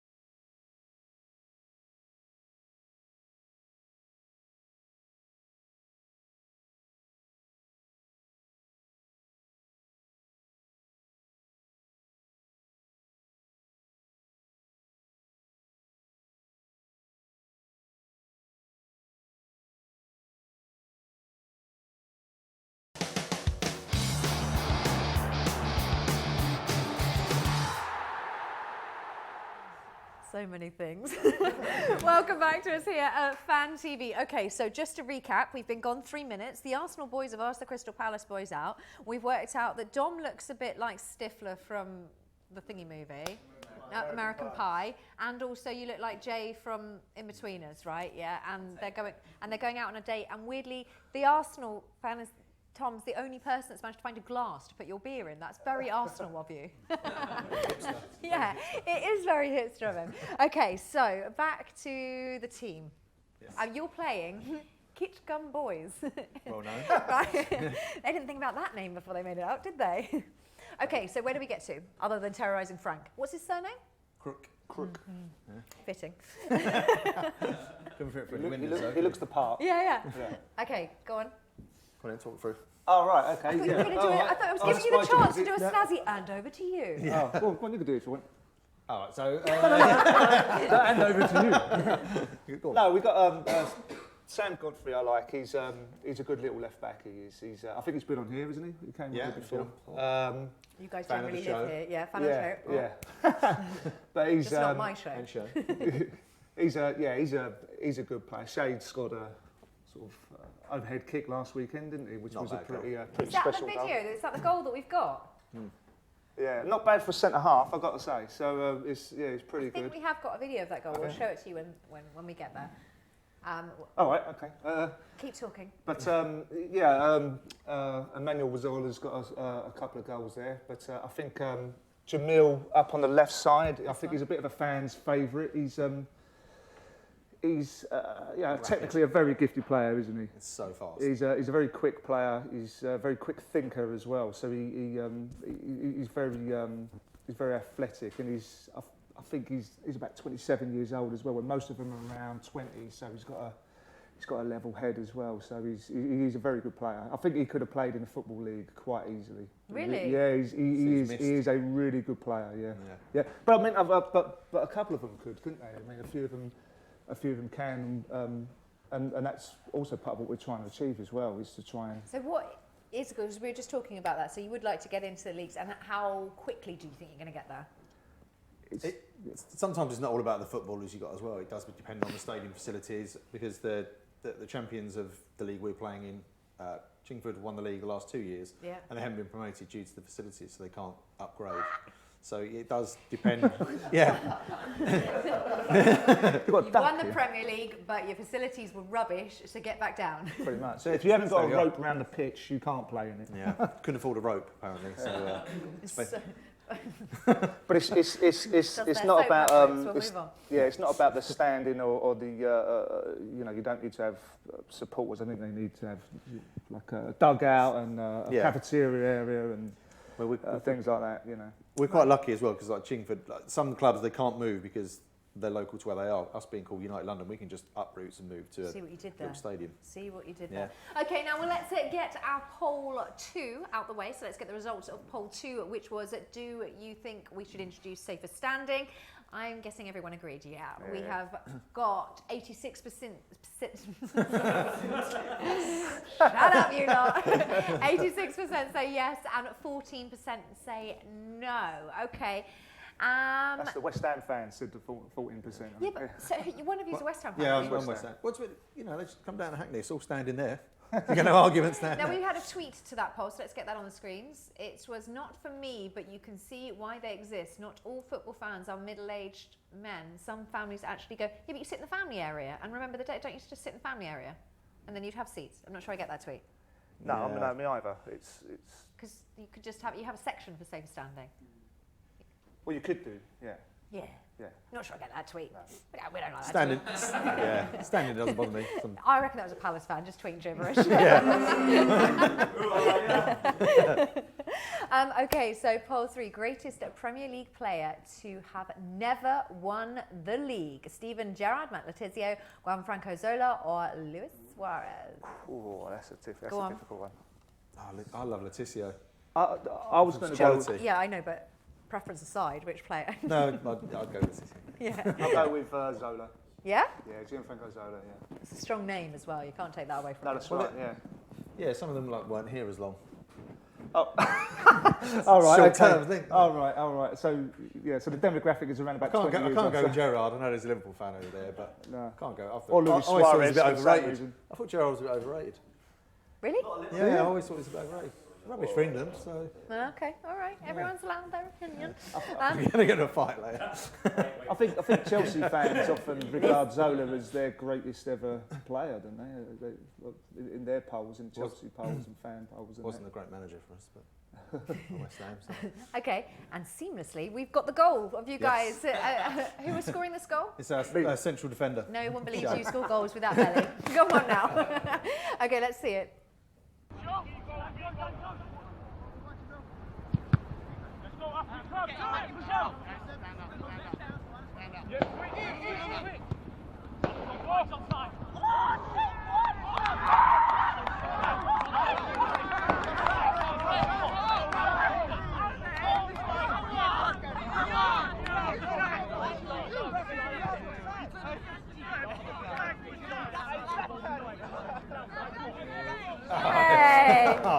So as much as that was a great goal, he actually didn't need to score that way. He's just been practicing that for weeks, hasn't he? He's one of those who loves a Rabona. He does. He's always trying to do step overs and Rabona. Yeah. It's fine. I got it. I was just checking everybody else did. Yeah, it was a great goal. But, well, it could have got a bit more height, couldn't he? He's going to be practicing that. We're critiquing him now. Yeah. You get some fantastic football then with United London. Yeah, we do. I mean, the goal, I think that got about 36,000 views online. And we had a goal, our other centre-back actually scored a shot from sort of near the halfway line last week, which got about 45,000 views. So basically your players are just going for YouTube views. Yeah, absolutely. Yeah. We haven't had any from our strikers yet, it's just our wingers and our defenders. Love it, they've set themselves a little challenge. Yeah, so come on lads. Okay, so you are a West Ham supporter and you are a... I am a Tottenham season ticket holder. Come on the mighty Spurs. Why are the Palace fans booing? They're just joining in. They're joining in. Right, so our Palace fan that dressed up as a Newcastle fan to go to the West Ham game was there the other day. Were you there? No, I've not been to the stadium just because I've been so busy with this. So, no, my Saturdays are taken up. Well, which is quite good. Our producers just go, "You're not a fan," but to be honest, no one is at West Ham at the moment. So it's all Palace fans going. I can't get a ticket because all them lot are there. Was there this amount of trouble before you moved?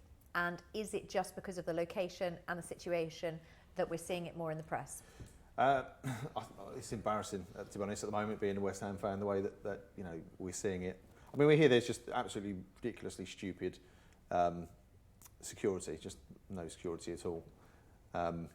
It's because of, it is actually blooming ridiculous, because the reason it is because the radio signal doesn't work. Well, I can't work that out, because that must have worked when the Olympics were there. Sadly, I think I can explain this. Go. Because of the army and because of the security that was involved, they used a different system, which I think was a satellite-based system, which I think is too expensive for West Ham. I don't know whether that's true, but someone told me that. I'm not actually. Be right. What if that's, well, just leave it in? They won't have to buy Karen it. Brady's not going to be spending money on satellites. She wouldn't even let the women's team in till last week. True.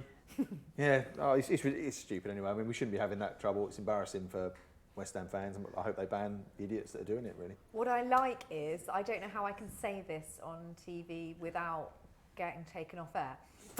Some of the charges that were made against West Ham fans were the kind of charges that you get when you go raving, not when you go to a football match. Why are they? Name some. I don't know. Yeah, what charges? Yeah, go on. So you sometimes take things when you go to a club to enjoy yourself. Why on earth is football for West Ham that bad that you've got to take that? Well, they are forever blowing bubbles, aren't they? So it must be a bit... Yeah, true. Do you know, apparently their bubble machine isn't working either, so I'm not sure what that's about. That's why it's all kicking off. That's why they're unhappy. Yeah. Right. Yeah. The thing is, what's so annoying is West Ham have been absolutely rubbish so far, yeah? They beat Chelsea. That should be the story here. They've freaking beat Chelsea, a team that Manchester United can't beat. West Ham beat Chelsea, and the only story we were talking about is a bunch of idiots throwing chairs. Well, no, we did win a little bit before that. We played this little South London team. I don't know. Oh, sorry, lads. So we've won 3 in a row, West Ham. We're doing all right. It's just Just unfortunately, we don't hear about that because there's idiots kicking off. But no, we're doing all right. We're upwards now. We've had a little crap spell at the beginning, but we. And we apologise for the C word. Thank you for the P word earlier because that means that we can't play this out, so we may as well apologise for the C word. This is not getting played out tomorrow.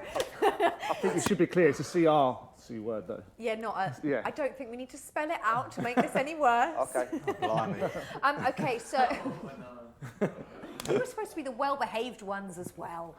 Okay, so back to United. It wasn't. You've been so delightful. You should come back next week. Thank you. Okay, so back to United London. You're paying. I can't remember their names. The Little Boys Club. Yeah. Sorry, what boys? Kit Gun Boys. Say what? Kits Gun Boys. I didn't name them. Amazing. I just wondered how many times I could get you to say it before you said it wrong. And then after that. Shouldn't ask.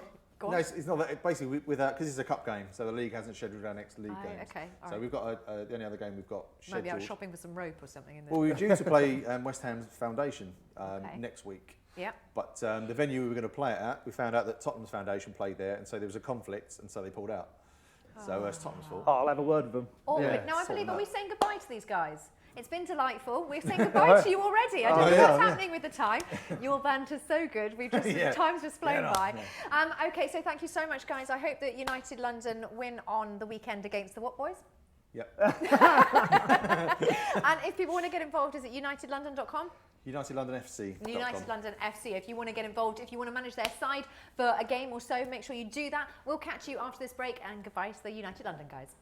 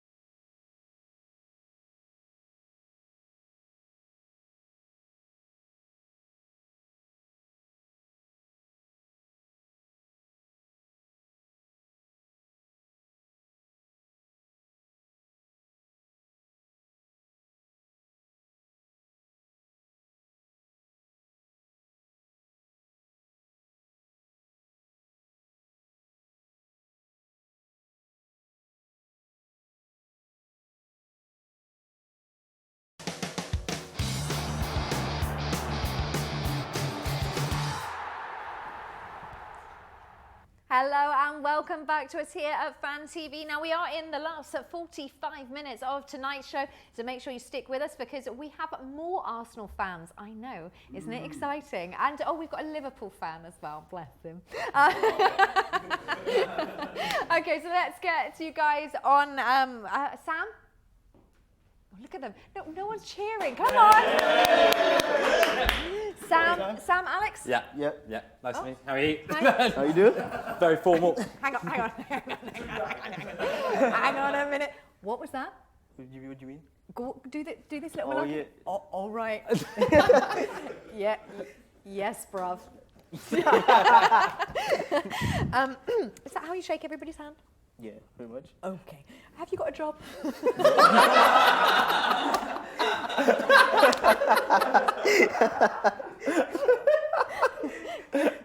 much as I'm laughing, I'm kind of serious. No, I don't think everybody sound like that, no. Okay, so you're an Arsenal fan. Yep. What happened?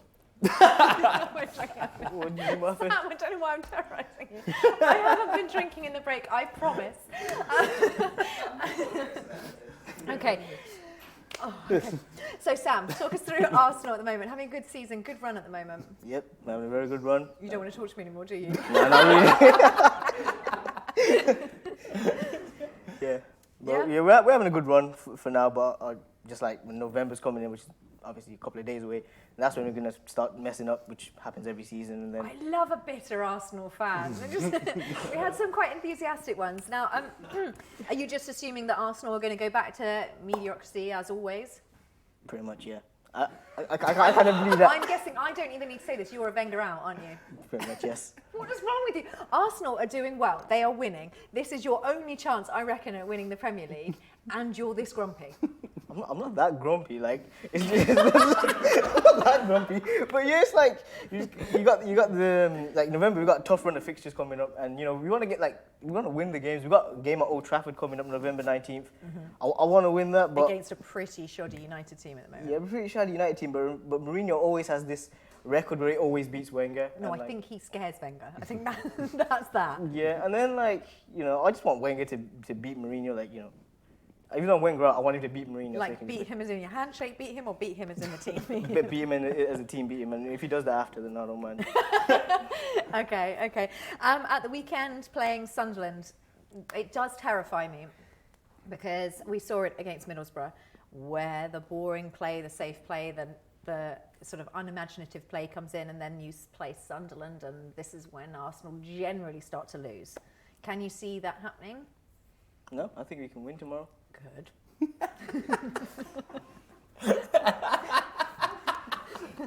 Where's my book? I'll give it. He's taking his book. Are you taking your book? Yeah, it's right behind you, right there. I'm going to give you this book to read while I talk about this.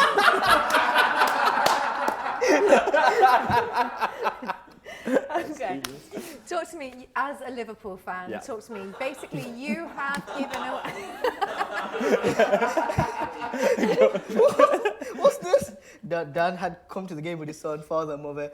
He had promised his wife that he wouldn't get drunk as he was looking after their 8-year-old son, Max. So he had a couple of Coronas. What's this about?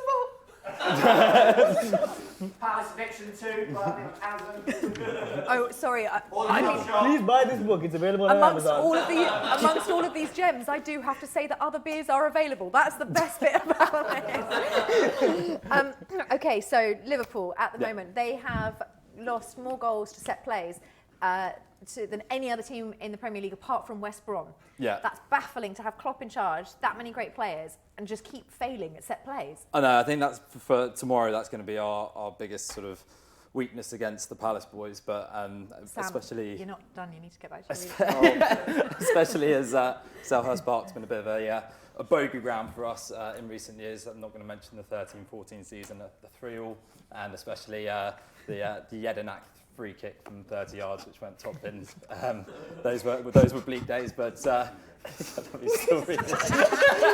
just brushing up on the history of Selhurst Park. You gotta read it. You gotta listen to this. Yeah. He goes, yeah. Where do you see yourself working in 1 year's time? not at Wetherspoons, that's for sure. And then he says, I will hopefully have just successfully completed my degree and looking forward to starting my career in teaching. So yeah, but then Wetherspoons. Listen, with that handshake, don't knock Wetherspoons. What are they? Other dodgy pubs are available. We can't talk about working in Wetherspoons today. And being a maths teacher from Wetherspoons is just so wrong. To be fair, that is sort of Liverpool's kryptonite. Yeah, I think the set pieces have definitely been our weakness, especially sort of the aerial threat. And I think with Benteke coming back, that's going to be obviously the story of the game to sort of see how he copes against Matip and Lovren, who I think have done actually quite well in recent weeks to actually get a bit of consistency between the two, and they're looking like quite a good partnership. I think in time we will shut up shop and sort of start keeping a few more clean sheets. This is the most Sam's ever read. We'll keep going. Don't interrupt. But yeah, I think going forward, you can't fault us. So as long as we score more than them, then that's the whole point. Do you think? I think Benteke's got something to. He's got a hell of a lot to prove, hasn't he? Because he was signed at the same time and didn't do as much as Firmino, did he? So no, I think that's the thing, and I feel a bit sorry for him as well, Benteke, because he came in, obviously only had the 1 year, and he came in at a time where Rodgers obviously bought him. And the season before, I think there was a stat that said Liverpool delivered the least amount of crosses in the league that season, and he's a player who just thrives upon that. So I don't think he really had the chance to obviously sort of thrive upon being sort of at Liverpool, and obviously Klopp coming in with his high pressing game that doesn't suit him. I think he's probably better off being at a Palace. I love this. Sam, one more. Go on. Go on. No, it's just. Oh, he's not there yet. All right, go back to it. Right. Yeah, so it should be a good game. Before Lucy comes on, say Domain, talk to me about him. Sorry, so signing quality signing. I think what Klopp did really well for 30 million. He's already proving to be a fantastic bit of business. That pace on the right hand side, which I think we've lacked in recent years, is pretty good, and he's adding goals to his games, and he's a big game player. He scored hat-tricks against Arsenal last year. He's already scored in big games already for Liverpool. So is he going to be one to watch for tomorrow? Are you putting your money on him? I think so. I think up against Martin Kelly, he's going to give him the runaround. So it should be a couple of old boys. So I'm hoping so. It should be a good Go on, chance. Sam.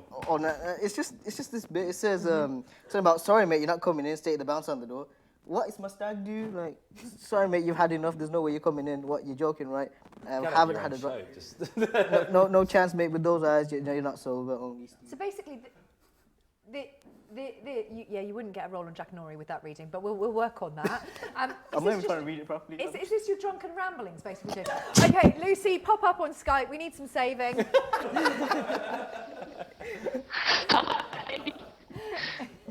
I was going to say something weird. Hi, Lucy. How are you doing?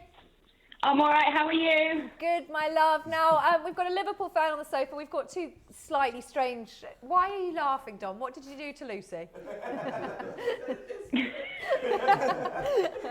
Lucy, first of all, have you read that rubbish that this book is? I haven't, but I did get it from my dad for his birthday this year. Lucy, so. that's shoddy behaviour. We thought his mum had bought all 2,000. Well, no, she bought 1,999. I bought the last one. Fair enough. Okay, so talk to me about Palace tomorrow. Palace are not able to cause a problem with many teams, but Liverpool is one of those that they can actually cause a problem with. Yeah, Liverpool are kind of a funny team for us, really, because we do love to beat them at Anfield and at home. But I'm a bit worried about tomorrow, I do have to say, with recent form like against Leicester and West Ham. We have dipped a little bit, but I'm hoping this is going to be the game that we come back and Benteke will score the winner in the 94th minute. Well, Alex, he scored the winner for you last time round. Apparently he was a cheater then, but not a cheater now. Yeah, exactly. Well, yeah, got away with that, but we'll see what happens tomorrow. He's obviously got a point to prove, do you think, Lucy?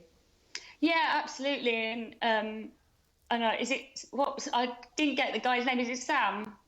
Yeah. It's all right, you don't have to talk to Sam. Sam's reading at the moment, Lucy. No, I'm not. But yeah, like he had a bit of a rough time at Liverpool, and he was fantastic at Aston Villa, which was the reasons that Liverpool bought him, and he was just not played to his strengths. And I think that he definitely has a point to prove, saying that, look at me, this is what you could have had, but you didn't play me to my best, and hopefully this is going to happen tomorrow, and all the Liverpool fans will leave very disappointed. Yeah, we've got some really impartial people in the gallery going, here's hoping. Okay, now the boys didn't really like Andros Townsend. Lucy, what do you make of him? I don't think he has been as fantastic as we'd hoped, but come on, he's not had that long to embed himself into the team. So I do think we need to give him a chance. I mean, he's got an England call up, and I mean, I know that was through someone else's injury, but you know, I think we've just got to be patient. I mean, that's the trouble. Palace fans are very impatient. They want success straight away. They want the wins, and we're lucky to be where we are. You know, we should be pleased with the fact we're in the Prem for a 4th season, and we've just got to, I know it's a cliche, but we've just got to take each game as it comes and work on where we need to improve, and just see what happens by Christmas, and then go from there. Now, are you a Pardew fan? You think he's going to last the season? Last the season, I don't know. Tread carefully, I'd like young lady. him to. I'd like him to, but see, that's how you and again, I think we've just got to take each game as it comes. We were in a really good position this time last year. We were pushing for Europe. Palace fans got very excited and were already booking planes for a European tour. And then Christmas and the worst possible thing happened, and we didn't win this year for a very long time. And you know, we can't jump to conclusions straight away. So I think we need to see what happens this weekend. Okay, Lucy, we've got to head to a break, but will you stick with us? We'll come back to you just after this break. Now, also make sure you don't go anywhere. Our poll 3 is up, so if you want to answer that, that's out there already. We'll see you in just a minute. Keep your tweets coming in and don't go anywhere.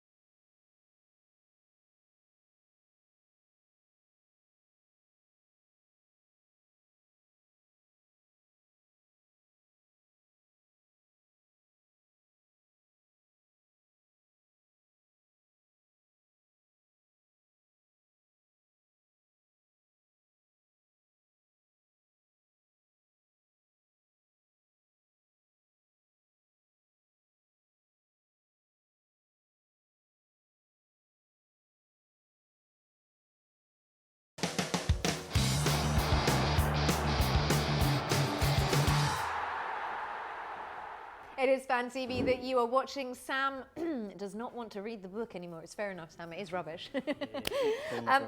Okay, so Crystal Palace playing Liverpool tomorrow at home. Crystal Palace probably going to lose. Don't be silly now. Lucy, what do you think your score prediction is going to be? Well, I'd like it to be 1-0 Palace. But I've got a horrible feeling it's probably going to be 3-0 to the bin dippers. Okay, well, interesting. Palace haven't kept a clean sheet in their last 14 Premier League games, and Liverpool haven't kept a clean sheet in I don't know how many games either. It is really reliant on your strikers because both teams. Alex, your defence is shoddy as well. Yeah, I mean, we're certainly vulnerable at the back, and I can see us definitely conceding a set piece of some sort or a cross in, and that's, I think, Benteke is where he's going to come into his own. I think where we're going to thrive is our pace going forward and our pressing, which I think, given Crystal Palace's recent form, will probably be their downfall. But there should be goals either side. I would probably go with a 3-1 Liverpool personally, but we'll have to see. Lucy, is Benteke your only scoring hope at the moment? Yes. I love that. I thought you were going to come up with something else. No, we've got loads. I mean, we do have Connor Wickham still. But Campbell. Fraser Campbell, yeah, why not?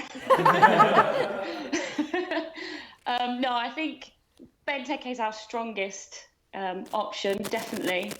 But as Alex was saying earlier before I came on, Liverpool's weakness is set pieces.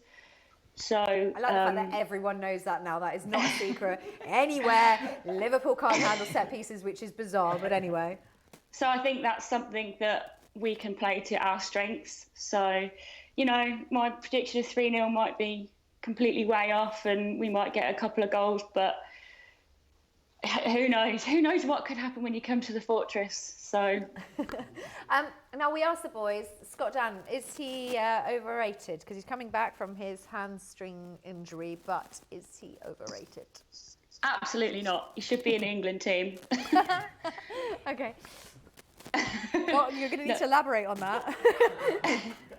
No, he is such a strong leader within our team. I mean, yeah, he's captain, but he makes such a difference to our back four when he's playing. I mean, when you've got, my favourite player is Delaney, but that's not really for his footballing ability. So, because he's not that great as a defender, to be honest. I mean, he's had some really good moments for us, but when Scott Dann's in the back line, you just know that you're going to have a quality defensive game. Okay, so score prediction 3-0 Liverpool. Realistic score, yes. I love the score. painstaking. Yeah, go on then. We'll go back to that. Okay, Lucy, thank you so much for joining us. It's been great to have you on. Oh, just quickly, I'm really sorry. I'm not actually here just to insult people. Are you going back to Coronation Street anytime soon? Lucy, I don't think you can even... I don't think... Brilliant. We're just defending... Oh, I like it. She likes it. Leanne, to be fair, she's got good skin there, Leanne. Yeah. Oh, we just took Lucy off first. Oh, she's back. Lucy, thank you so much, and blame the boys for the insulting comments. Bye. See you later. Okay, so Wenger in his press conference today congratulated Ozil on his Ballon d'Or call-up, but he wasn't called up for the Ballon d'Or. He wasn't named in the Ballon d'Or top 30. Do you think he should have been? Yeah, obviously. He's one of the best midfielders in the Premier League, without a doubt. I mean, like, you have all these other fans, they say Coutinho's better than Ozil. I mean, what's Coutinho won at Liverpool compared to what's Ozil's won at Arsenal? Like, you see, Ozil's won 2 FA Cups and Coutinho's just won Player of the Year, which doesn't mean anything. And then, yeah, pretty much. And, like, Ozil's gone and won the World Cup with Germany. Coutinho's not done much for Liverpool, with Brazil. Well, I'm just looking at the shortlist. Getting attacked because suddenly read a book and now he's knows everything. That book is full of Weatherspoon's gems. No, I'm looking at the shortlist though, and there are no Arsenal players, but there are also no Liverpool players on the shortlist. No, I don't think we deserve. We didn't finish in the top 4, so why should there be any Ballon d'Or players in there? But Jamie Vardy's hanging around. He's in the shortlist. Yeah, they won the title. They're Premier League champions. So do you think justified that Jamie Vardy's there, and should Harry Kane have been there? I don't know. No. Well, I think the Ballon d'Or, isn't it? It's sort of based upon you get sort of points allocated for certain accolades that you win. So obviously Jamie Vardy's there. And I think Riyad Mahrez obviously has a nomination there as well. So it's all right, Sam. You can speak. You can interrupt. You don't have to put your hand up. Oh, basically with Harry Kane, never. Is this just because you hate Spurs and because he was at Arsenal to start with? No, it's the fact that when you watch Euro 26, like if you watch the Euros, like Kane was just terrible. Like he didn't even score once. Everyone in England scored terrible. but like think about it. Kane was taking corners and like. Yeah, but that wasn't his fault. Yeah, but but Kane taking corners. What's this about? I don't think he went. Excuse me, I'd like to take them. I think he might have been told to take them. And then like obviously Vardy, I agree with that because obviously he scored the equaliser against Wales, and you need a moment of magic for that to happen, and he has it in him. But I think given that Ronaldo's won the Champions League and the Euros this year, it's going to him anyway. I mean, it's pretty nailed on. Messi's obviously performed to a very high level as he always does. But what about Gareth Bale? Because he should win this at some point, but when? I don't think you can really sort of knock a better time for him to win it. Right, Alex, shut up for a minute. Read the book. You've got a problem with your mic. You're not allowed to talk. Oh, why not? Yeah. Okay, so talk to me. Who else from Arsenal would you have liked to see nominated for the Ballon d'Or? Alexis Sanchez, I without knew a you were doubt. going to say that. I should have just said, did you think that Sanchez? He should have been though, right? Yeah, because he's won back-to-back Copa Americas. If you win 2 international trophies, you should be nominated for the Ballon d'Or. By the way, this is Johnny's bum. And like. I love it. Well done, Johnny. Yep. Tarrant is out. He's fully out and proud. Okay, so yeah, what about Aguero? Aguero, don't know about him. He plays for Manchester City. Honestly, I don't know about him. Like, part of me thinks yes, part of me thinks no. I think yes because he's one of the best strikers in the Premier League without a doubt. He's an animalistic striker, something that Arsenal kind of need. I mean, we don't have it with Giroud, we don't have it with Perez, we don't have it with anybody really. Giroud's back. Yeah. You're back as well. Hi, Alex. I am. Hi, how you doing? You right? Giroud's back. Is there a place for him? I think he's more of a, how do I say it? You can say EFL player. No, not EFL player. I think he's more of an impact, like a substitution type of player, like impact that makes an impact. You from mean the part-time? Yeah, part-time player basically. Yeah, that's what I think. Full-time part-timer. Yeah, full-time part-timer. I think that's what Giroud is mainly because now we're playing Alexis up front. We got Perez, we got Welbeck as well. So I think you should hear the enthusiasm from my producer. She went, Arsenal's injuries, probably definitely not covered that. Actually, to be fair, there aren't that many Arsenal injuries at the moment, and everybody's on the mend or on the way back. Yeah, and I heard that their training ground had something implanted into the pitch. I think they just watered it. No, that's just something to stop injuries from recurring. I don't know what it is, but pretty much now the squad's pretty much fit. Massive at the moment. For the first time, it really is. Yeah, it's massive. The squad's massive, and like we're seeing less injuries, and injuries was the thing that's kind of cost us over the past couple of years as well for the title. Last season we missed Coquelin for so long, we missed Alexis for so long, we missed Cazorla. These three were vital to our title challenge, and when they were injured, it all fell down from there. Same old story, really, isn't it? It's the same old story. It is, isn't it? It's injuries. Yeah. I think the problem for Arsenal, and I'm not saying this in a bad sense, is that because you're a little bit scared of Tom? No. It's all right. No, but they'll agree because I think the last 2 seasons, certainly, obviously the opening day against us was a bad result, but I think had they had Mustafi and Koscielny instead of Holding and Chambers, that game would have been completely different. It wouldn't have been sort of the end-to-end 4-3 as it was. And then again, the next game they drew 0-0 against Leicester, and already with the league being so competitive, those are basically 5 points dropped that by the end of the year could be vital. But they've waited till the last minute to get in Mustafi. They waited to the last minute to get Ozil in the years before, and that's actually one of the things that actually cost them is those fine margins between. They always start slow. Start slow, exactly, and I think that's something that they need to eradicate. Certainly next summer is to identify the targets they want, get them in early. Which will link Sam seamlessly onto how he's going to get Wenger out. There you go. Yeah. I think he'll be gone by next summer anyway, so yeah. No, he won't. Yeah, I still think that. Who do you want to come in? I personally want Simeone to come in. Yeah, but he's not going to come. I've got a list of people who I want. What do you think about Eddie Howe? He's not leaving Bournemouth either. He's not leaving Bournemouth. Might do. I mean, like the Germany coach, Lau, I'd like him to come. I know, but this is what I do love about Arsenal fans is Wenger is an amazing manager. He has done a lot for you, although you haven't got that much silverware, fine. There is nobody else that could replace him on that level that's realistically going to come to Arsenal.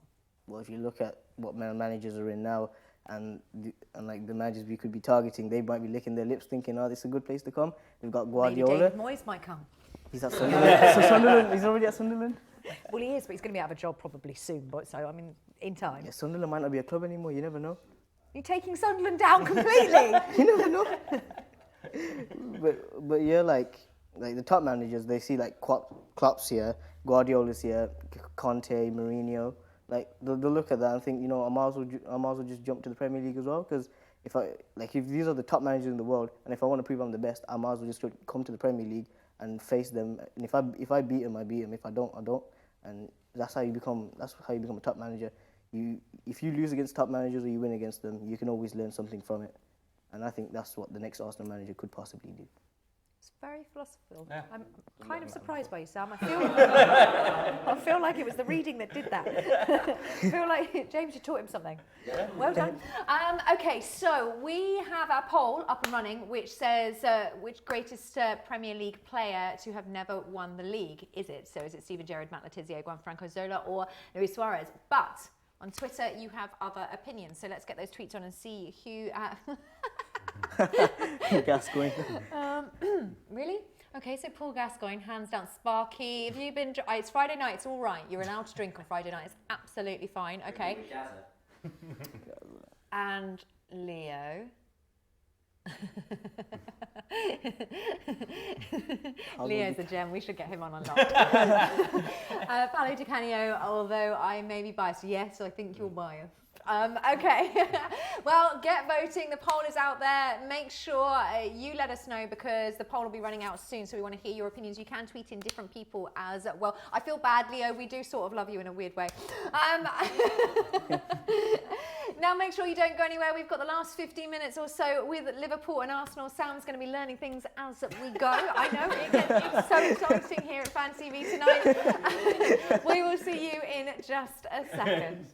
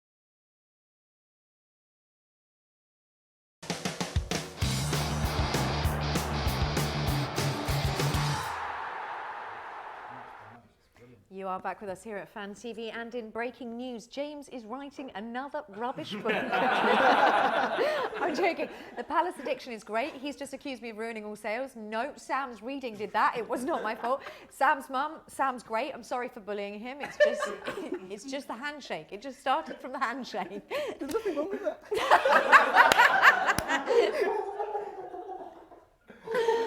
Oh, Sam, so much wrong, so much wrong. Okay, so let's talk about Spurs game. Liverpool Spurs game. Liverpool Spurs game, yeah. Easy little win. Liverpool Spurs game, yeah, it was good. Good little 2-1. Good to see Danny Sturridge back on the score sheet. Like you did Danny Sturridge, is your mate now? Yeah. See, Sam, I told you about him. Yeah, good result. Great. I think what's really encouraging is obviously seeing the youngsters breathe through. Getting late. Trent. I haven't been able to speak all night. Don't worry. Trent Alexander-Arnold, I really like. I think he's going to be a top player, and Evie Ajaro, really good. Looking forward to seeing how they sort of nurture, and also Marko Grucic as well. I think we've got a really good sort of youth system coming through. Pep Linders looking after the boys well. So yeah, it was a good result. I don't think you can take too much away from sort of Sturridge being up against Carter Vickers and Wimmer too much. I think it will sort of tomorrow against the Palace boys will be very much back to the front three of Firmino, Coutinho, Mane. But yeah, no, good result. Everybody must be liking this at the moment because we've seen Chelsea bringing through youth, we've seen Liverpool bringing through youth, we've even seen Arsenal bringing through youth. It's a massive turnaround, and I am guessing because there is so many games at the moment that that's why they're doing it. I don't know, I was a bit cynical with Chelsea bringing through their youth. I think that's because they want to sell them off in January. But is it nice to see for the first time that the youth systems at these clubs, because they haven't been working at any of the clubs, is it nice to see, first of all, at Liverpool, is it nice to see the youth system sort of in process at least? Yeah, I think it's great. I think I'd even sort of go back to sort of say, even the Rafa Benitez era through, you started, he bought in Sterling when he was 15 from QPR. He came through. I think Rodgers was really good at breeding through the new young talent. And yeah, I think, it was great to see the likes of Flanagan in that 13-14 season do really well. I think it's just difficult because obviously because of the competition so much and because of the foreign talent that comes into the game, it's trying to get that blend of obviously being able to compete and have the top English talent there, but also adds to the quality of your side. So, yeah, certainly from a Liverpool perspective, we've done pretty well at doing that over the last few years. Okay, so do you think, because I probably do, Daniel Sturridge is going to be on the bench tomorrow. Yeah, he will be. Do you think it's fair? I think why change a winning formula at the moment with those front three? They're the ones who are pressing. They're the ones who are running through brick walls for Klopp. Sturridge at the moment, in a couple of years ago, I'd say with Suarez and Sterling was a fantastic three, but I think he's become more of a luxury player now for Liverpool. I think he's very much a player that will come on and change the game if we need to, or come on and if someone's tired or needs a rest. But yeah, I think him and Giroud should go for a coffee. But I think with the front three that we've got, Firmino is that sort of false nine is doing a really good job. Okay. Now we've seen Arsenal for the first time bringing through younger players, but are the younger players that they're bringing through just technical players? No, I think some of them are really good. Like Iwobi's his first game in an Arsenal shirt was against Sheffield Wednesday. I think it was last. I think Iwobi might be an exception to the rule. Iwobi might be an exception. What about Jeffrey Adelaide? What about him? I don't know. Because you tell me. Because I seen him in the Emirates Cup in 2015. Like I went to see the game against Wolfsburg, and he did play exceptionally well. Like I thought, he's one of the promising young talents we got in the youth academy. And rolling back the years, 2009, we won. Believe we won the Youth Cup, and since then, our youth's gone downhill. And like Gnabry was probably one of the top players we produced from the youth academy. I was sad to see him go in the summer. Mm-hmm. I really wanted him to stay, but then now he's gone, and I just hope Arsenal don't end up spending 100 million just to bring him back, like United did with Pogba. What do you make? Because actually, we talked about Eddie Howe going to Arsenal, but Jack Wilshere gone to Bournemouth, and actually, I think that's a good place for him. I was really sceptical. I thought he should go abroad. I'm absolutely baffled why he didn't, but I think he might find his own, and I think he might want to stay at Bournemouth. What do you think? Yeah, he probably might want to stay at Bournemouth. I can't say the club name properly. And like you said earlier about Eddie Howe potentially be the next Arsenal manager. That may be why Wilshere probably went to Bournemouth. You don't know. You don't know everything nowadays. Making stuff up to make stuff fit over here. No, it's true because that's what I read. Like for most people, They're saying that Wilshere went to Bournemouth in order to see whether not Eddie Howe can so improve hang on, because Wilshere. I had another drunk guy on my sofa the other week, like here, not my sofa at home, and he was suggesting that all the Chelsea players that Chelsea own, which is basically half of the Premier League, are out there as spies. Oh yeah. Yeah, and so is that what you're trying to mildly imply, that Jack Wilshere has actually been injured purposely No, not to go to Bournemouth to spy on Eddie Howe? Nah, it's just like, I don't know how to say it. Do you want to write a book? James can help you. Yeah. It's just Wilshere's been consistently injured time and time again. We all know that. We all seen it. He didn't even play in the 11-12 season, not even one game.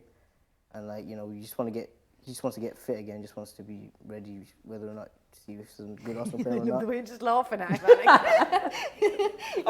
You're just barefaced laughing at him. And also the other thing, he's better than Henderson, just so you know. Well, he's playing in the top 4 team at the moment, so. Yeah.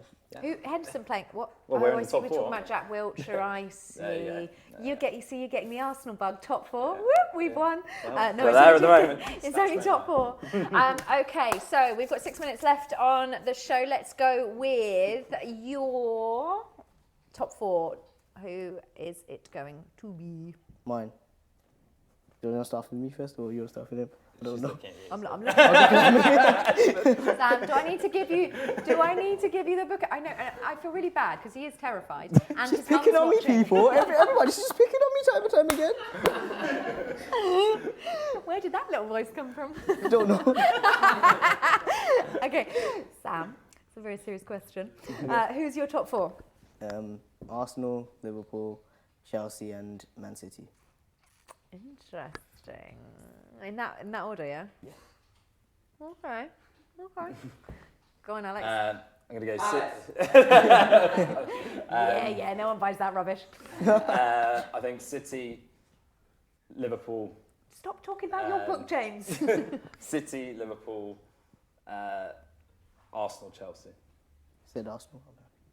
Oh, interesting. So I don't know why you're sort of being so bleak about Arsenal. I think you guys are doing. I think you just started terribly, but then because last few Arsenal weeks fans just like to whinge. Because you know what it is as well. No, you two, because I don't want to start a fight with you two. Sam, I'm good with. No, it's true. You do just like to whinge, even when you're winning. You're still saying Wenger out, even when you're winning. Yeah, because I know it's not going to last for long. Okay, Form is temporary, right. class is permanent. You know what they say? Oh, I've never heard that before. It was a good saying, Sam. Do you want to write it down? Okay, so you think Wenger, David Seaman. Oh, okay. Explain this to me. David Seaman's piping up all over Arsenal at the moment. Does that mean he wants a job somewhere? Probably helping the goalkeepers coach, maybe. You never know. You never know. Like I like your circulation to accumulate. It's amazing. Okay. Oh, Sam. I think we should probably talk about Liverpool for a little bit longer. I like the way he calls James Milner Millie. Is he going to play? Is he a doubt for Saturday? I think he's a doubt. Apparently he's got a bit of an illness, so it looks like Moreno's going to slip in, which is a bit of a problem because he's a calamity at the back. So just more problems. Just more problems and another problem to deal with at the back. But yeah, unfortunately, I'd love it if he is fit, but it looks like Milner's going to play. Okay, now they are talking about Melwood and the academy being brought together. Yeah. Do you think it's going to make? Why is it such a big talking point? Well, I think it's because at the moment the two are separate, and they're going to obviously bring them together and incorporate the first team players to play with the academy and get that bit more interaction. I think it will, I think Steven Gerrard said when he was younger he learnt so much from the likes of Paul Ince and Jamie Redknapp, but from being separate, it's harder to obviously get that interaction. If they're all in there in the same place, then these younger players look up to the likes of Coutinho and Sturridge and all that, and can learn so much more. So I think that's important. Okay, that's how Arsenal set up, though, isn't it? At the moment, they're all sort of playing together. Do you think it's had that influence? Yeah, pretty much. You're not talking to me anymore, Sam. No, not really. Do you want to talk about it? Would you like some whiskey? I don't need to give him a hug. Stop. Okay, so Arsenal playing Sunderland tomorrow. Score predictions. 3-0 Arsenal. Okay. Who are your goal scorers? I'm gonna go for Jack is left foot if he's allowed to play. I don't know how long he's. No, Jack is out. Oh man. Jack has gone to naughty club. I think Alexis and I think Mustafi might score tomorrow. I don't know why. I'll have that. He's in my fantasy. So. He is. Yeah. Who's in your fantasy team? It's got to that stage. My fantasy, I've captained. Hang on a minute. Did everyone catch? It's got to that. Yes, Alex. It's got to that. We've got 2 minutes left on the show. It's got to that. Actually doing all right. Coutinho, I've got. All right. Sorry, I'm going to read the book for the last